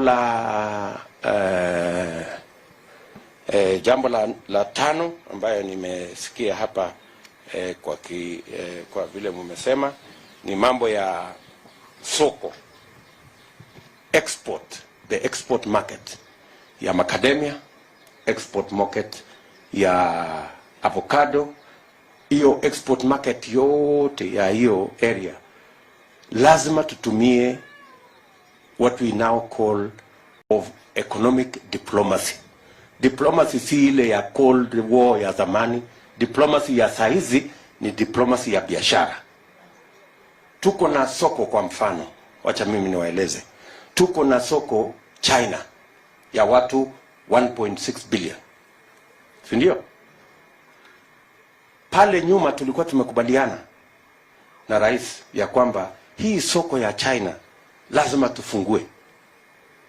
Na there is a reason why hiyo soko lazima tufungue. Hata tuwe na ambassador sio mmoja, tutafute ambassador 3 waende wakae China. Kazi yao ni kutafuta soko ya mali yetu ya Wakenya. Pale China mimi mwenyewe nimeenda. Avocado moja ile, huyu jamaa ndugu yangu alikuwa ananiambia, ule rafiki yangu alikuwa nani, 20 shillings. Ule mtu Wiliam, bwana Kivinji, avocado moja ile bwana Kivinji hapa anauza 20 shillings. China hiyo avocado moja ni shilingi 150. Yes.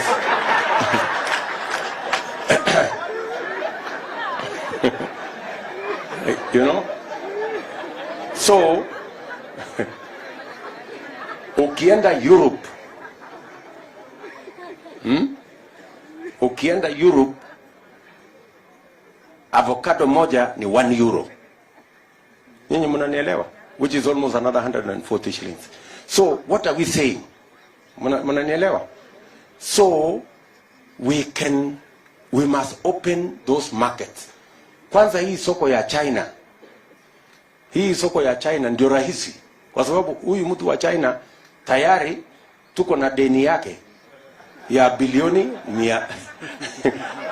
Yes, tunamwambia hakuna njia nyingine ya kulipa hii deni yako. Deni yako, chukua hii avocado, chukua hii na bei ni hii.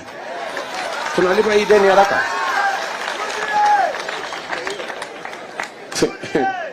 Sini namna hiyo. Kwani makosa iko wapi? Kama mtu anatuuzia chuma yake, sisi tunauzia ile tuko naye. Na tunagawana hapo, biashara inaendelea sawa sawa. Ama namna gani? So we have to do that. Na hawa watu wote ambao that's how to balance trade. Tunaelewana? So kama mtu tuko na deni yake, ametusaidia kujenga reli na barabara, tunashukuru. Lakini sasa tunamwambia hata na sisi vile tumechukua yako, chukua yetu hii. Quid pro quo. Yani wale lawyers wanasema, yeah, you scratch my back, I scratch yours. Biashara inakuwa rahisi. Ama namna gani? Yes. So tupange mambo namna hiyo. Vile vile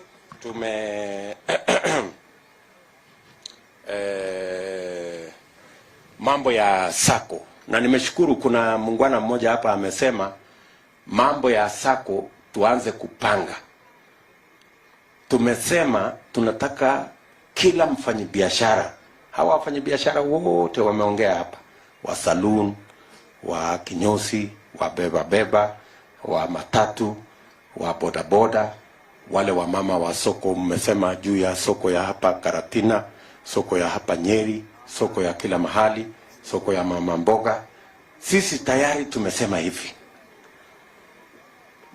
Na hakuna mtu anataka pesa ya bure. Kuna mtu anataka pesa ya bure hapa? Hakuna mtu anataka pesa ya bure.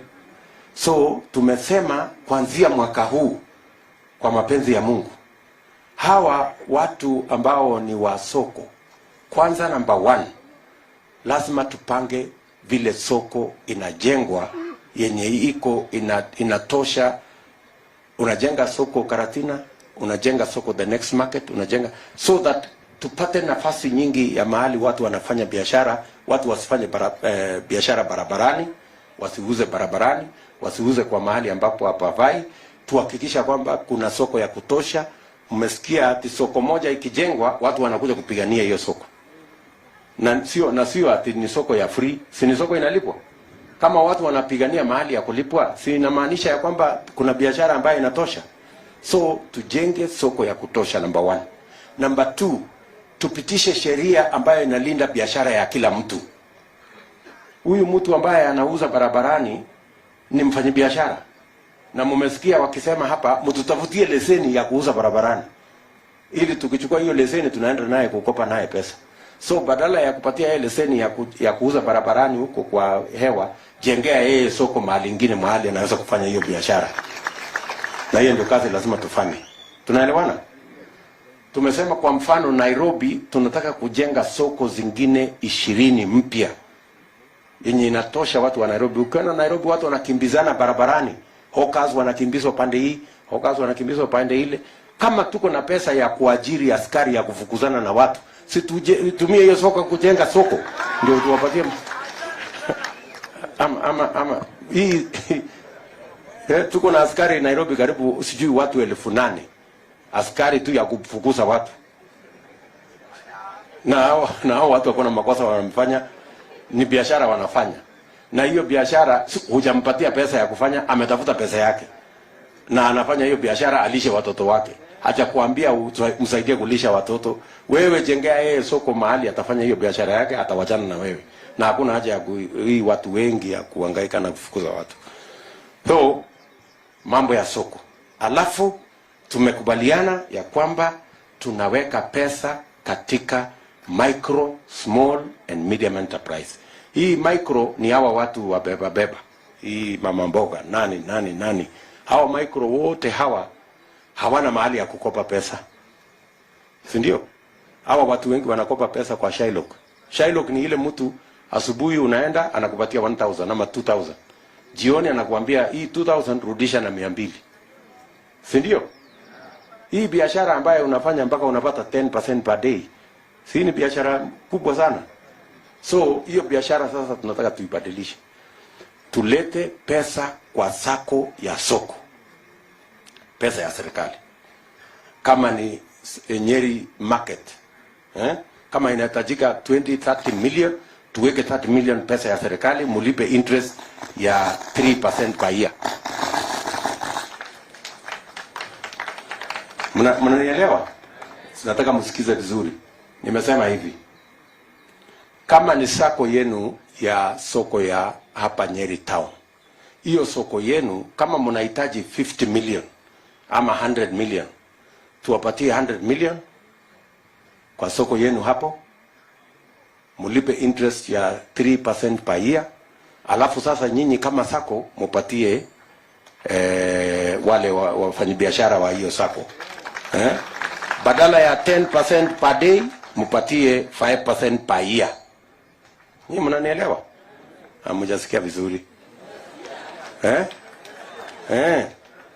So that unajua, sikizeni, kama huyu Shylock anakulipiza 10% per day, hiyo ni 3,600% per year. Hiyo biashara itafanyika kweli na 3,000%? Sasa tutoe from 3,000% per year mpaka 5% per year. Sasa ndio mtafanya biashara. Na nimekubaliana na wale wanasema hapa, hiyo inapatianwa kwa sako kwa soko. Haipatianwi kwa sababu mtu wako na title deed ama logbook. Si inapatianwa kwa kujuana, wewe tunakujua mama fulani, pesa umechukua 20,000 urudishe. Inafanywa ile inaitwa guarantee ya group guarantee, because it's an economic tool. Nyinyi mnanielewa? Si inaendelea hata mpaka saa hii. Ni vile tu hizo groups haina pesa ya kutosha. So tutaweka pesa ya serikali ndio tuweze kuinua kila mtu. Hii bottom up inaanza hapo. Sijui kama tumeelewana. Hawa watu wa bodaboda, sako yenu, nimesikia mtu wa bodaboda akisema hapa ati ile mtu ya kutrace ile mtu ya kutrace motorbike, ile tracking ya motorbike itolewe kwa huyu ipelekwe mahali nyingine. Hapana, wacha tu ikae hapo. Lakini sasa ile tutafanya, unatoroka hii mtu kwa sababu anakikukopesha pesa, anakupatia pikipiki ya 100,000, alafu unalipa 280,000. kwa hiyo pikipiki ambaye ilikuwa ya 100,000. So hiyo ndio shida. Wewe tutakupatia pesa 100,000 hiyo ya kununua pikipiki. Lakini badala ya kulipa 280,000 tunakucharge 5%, unalipa 105 instead of ile. Sasa hakuna haja ya wewe kutoroka sasa. Hata tracking, akiwa na tracking hakuna mahali atakupa. hauna shida na tracking kwa sababu utakuwa na uwezo ya kulipa hiyo pikipiki. Ama namna gani? Saa hii kulipa hiyo pikipiki ni shida kwa sababu ile pikipiki ya 100,000 you are forced to pay almost 250,000. Si ndio boss ule jamaa aliongea hapo vizuri. So tutapanga namna hiyo. Na hiyo ingine na hiyo ingine na hiyo ingine financing. So we will sort out this financing problem katika biashara zote. Hakuna vile biashara inaweza kufanyika na interest ya 20%. It doesn't matter what business you're doing. Tunaelewana? So we must make it possible for people to borrow money at rates that are reasonable. And that is our commitment.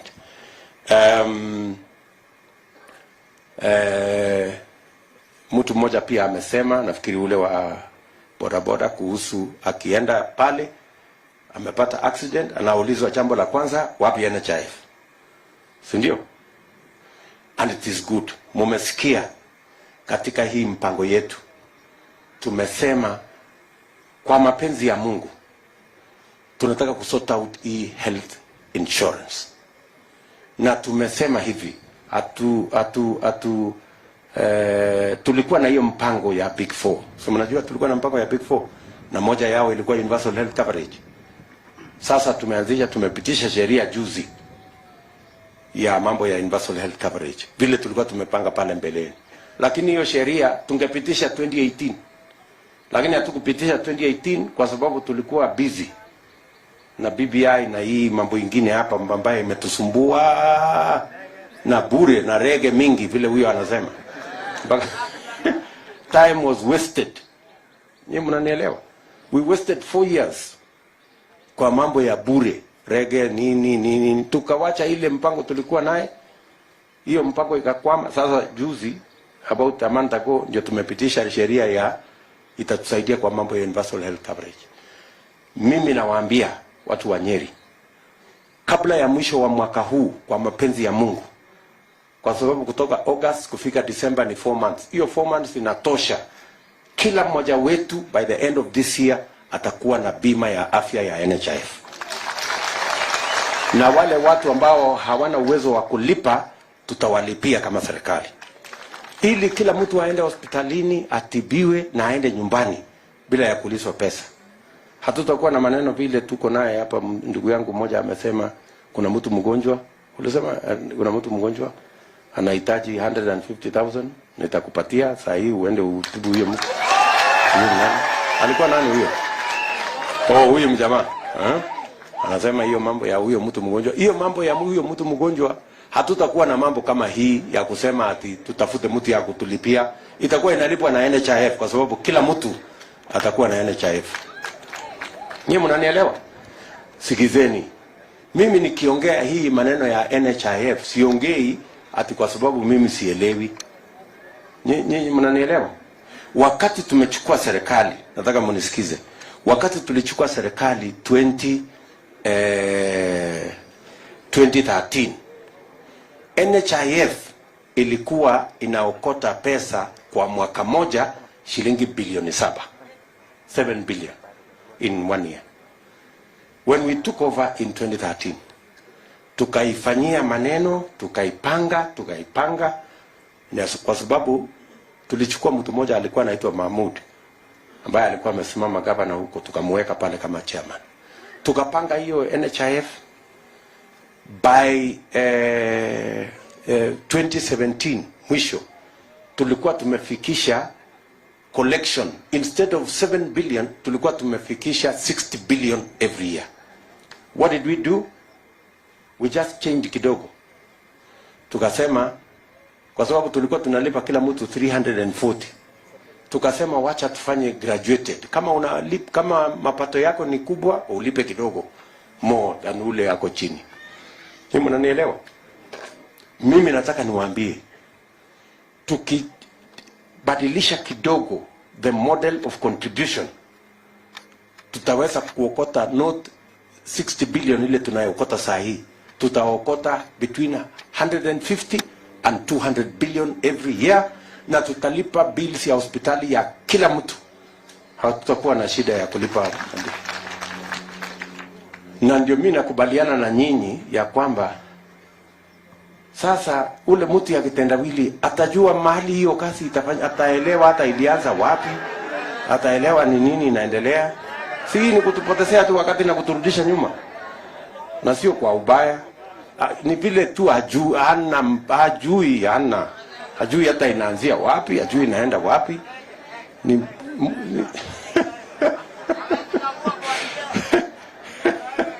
So hatuwezi kubali hiyo maneno. Hii mtu ya maneno huyu mtu tuachane tunaye. Wacha tupange vile Kenya itaenda mbele. Sijui kama tunaelewana. Tuko pamoja watu wa Nyeri? So sitaki kusema sana kwa sababu mambo yale ambayo mumeandika hapa ni mengi, but I want to give you my word that we will sort out the economy of our country. And let me tell you, we have no option.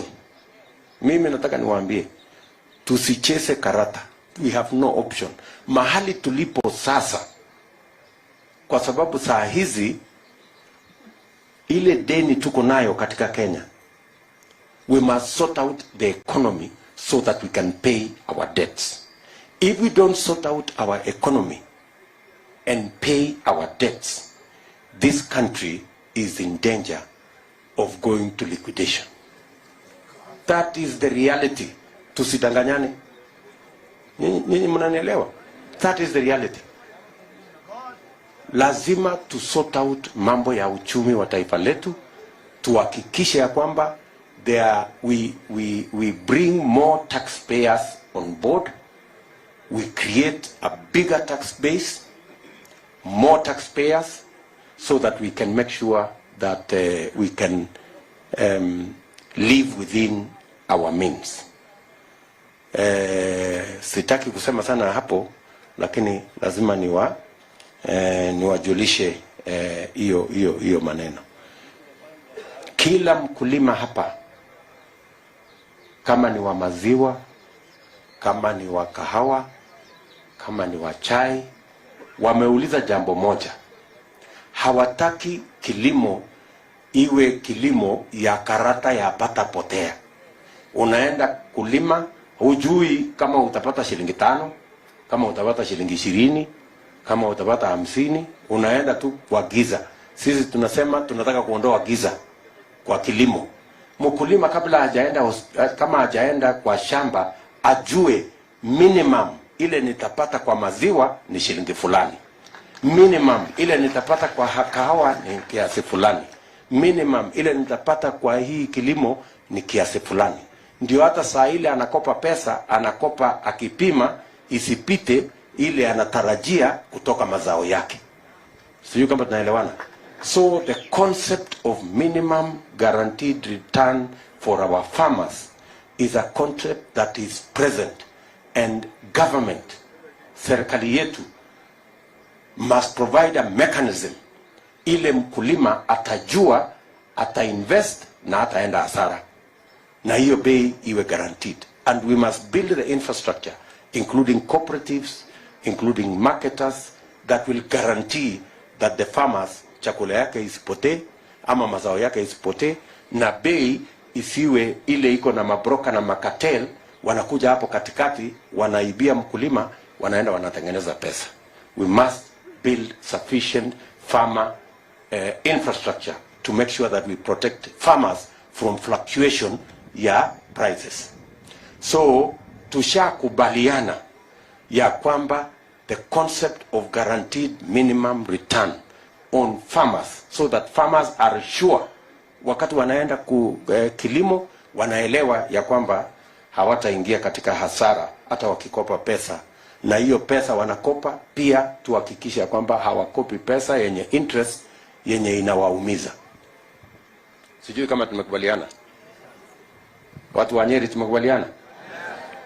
So mimi nataka nishukuru sana kwa kunisikiza. Najua bado kuna mambo mengi sijajibu hapa, lakini I want to give you my assurance. I have recorded them. My team here, hakuna kazi zingine walikuja kufanya hii recording, so that we make sure that we capture the priorities of the people of Nyeri County, and we will reduce them into a document which is going to form a charter that will be signed between us and the people of Nyeri as minimums that we must deliver as a government. Tumekubaliana? So maneno ni hiyo. Najua masaa imesonga, lakini nilikuwa nataka niketi chini hapa mwenyewe nisikie ile mnasema, kwa sababu hii ndio njia mpya ya siasa ambayo tunataka tukienda mbele. Nataka pia niwaambie ya kwamba kwa mapenzi ya Mungu, mkitupatia hii serikali, kila mwaka tutarudi hapa Nyeri na tufanye mkutano kama hii. Every year tukuje tuketi, stakeholders wakuja waseme hii iko sawa, hii bado, mpaka tukubaliane ya kwamba mambo yale yanahusu mwananchi wa kawaida tusiongee tu hewani, na isiwe siasa, iwe ni mambo ambayo tutatumia kubadilisha nchi yetu. Najua mmesema kuhusu mambo yetu ya dams. Mambo ya dams tulikuwa nayo katika manifesto ya Jubilee. Ukifungua manifesto ya Jubilee, tuliweka hapo orodha ya dams 57 ambayo ilikuwa inafaa tutekeleze kwa kujenga.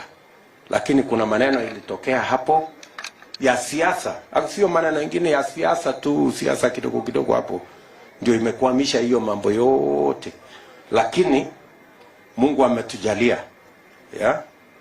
kwa sababu unajua kuna maneno mimi siwezi sema kwa sababu ya mambo ya dunia hii, so tuache tu hiyo hapo. Ni mzuri, Mungu ametupatia uhai na Mungu ametupatia nafasi, na tunajua ya kwamba tutatengeneza hii serikali ya mwaka huu kwa mapenzi ya Mungu, ndio tuweze kutekeleza yale ya muhimu kwa wananchi wa taifa letu la Kenya. Wale ambao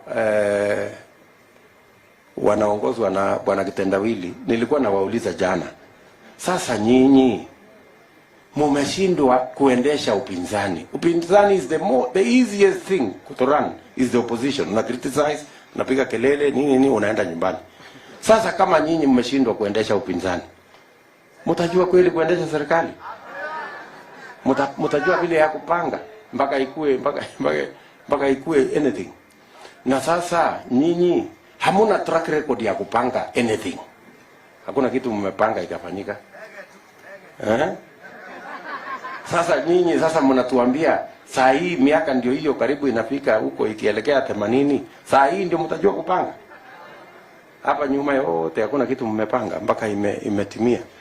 So msijali na hawa, mimi nawauliza kwa unyenyekevu, tuko na nafasi ya kutengeneza serikali ambayo tutajenga pamoja na Wakenya wote, kutoka chini twende juu, all of us tukiwa pamoja. So mimi nawashukuru sana kwa kunisikiza, na pia nimechukua muda pia kuwasikiza, and that is the listening we are going to do in every county. Na kabla tukisha kuwa na candidate wa rais, na candidate wa governor, na candidate wa MCA, na candidate wa mbunge wa hii chama yetu ya UDA, sasa tutaketi chini, mkataba itakuwa tayari. Sisi wote kama watu ambao tunaomba kura zenu, tutaweka sahihi hiyo mkataba na nyinyi, ndio so that you can hold us to account and you can make us deliver on what we have agreed between you as the electorate and as the people of this county, and those of us who are seeking positions of responsibility in government and be able to be to deliver. So asanteni sana, wacha niseme kuzidi hapo, na watakia baraka ya Mungu, na washukuru kwa kunikaribisha hapa Nyeri kwa mara nyingine tena, na mnajua mimi ni mtu wa kurudi na kurudi, si ndio? Mimi ni mtu wa hapa, kila wakati mimi nakuja hapa kwa sababu mimi najua ndogo ni makinya, si ndio? Mimi naelewa hapo kabisa.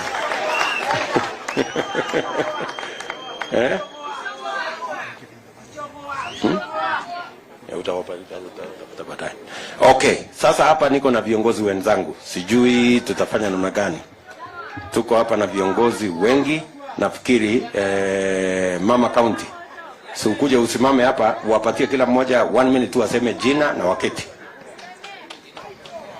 Oh, wengine wameongea? Okay. Oh, the only few who have not spoken. Okay. Hello, Deputy President Ruhi.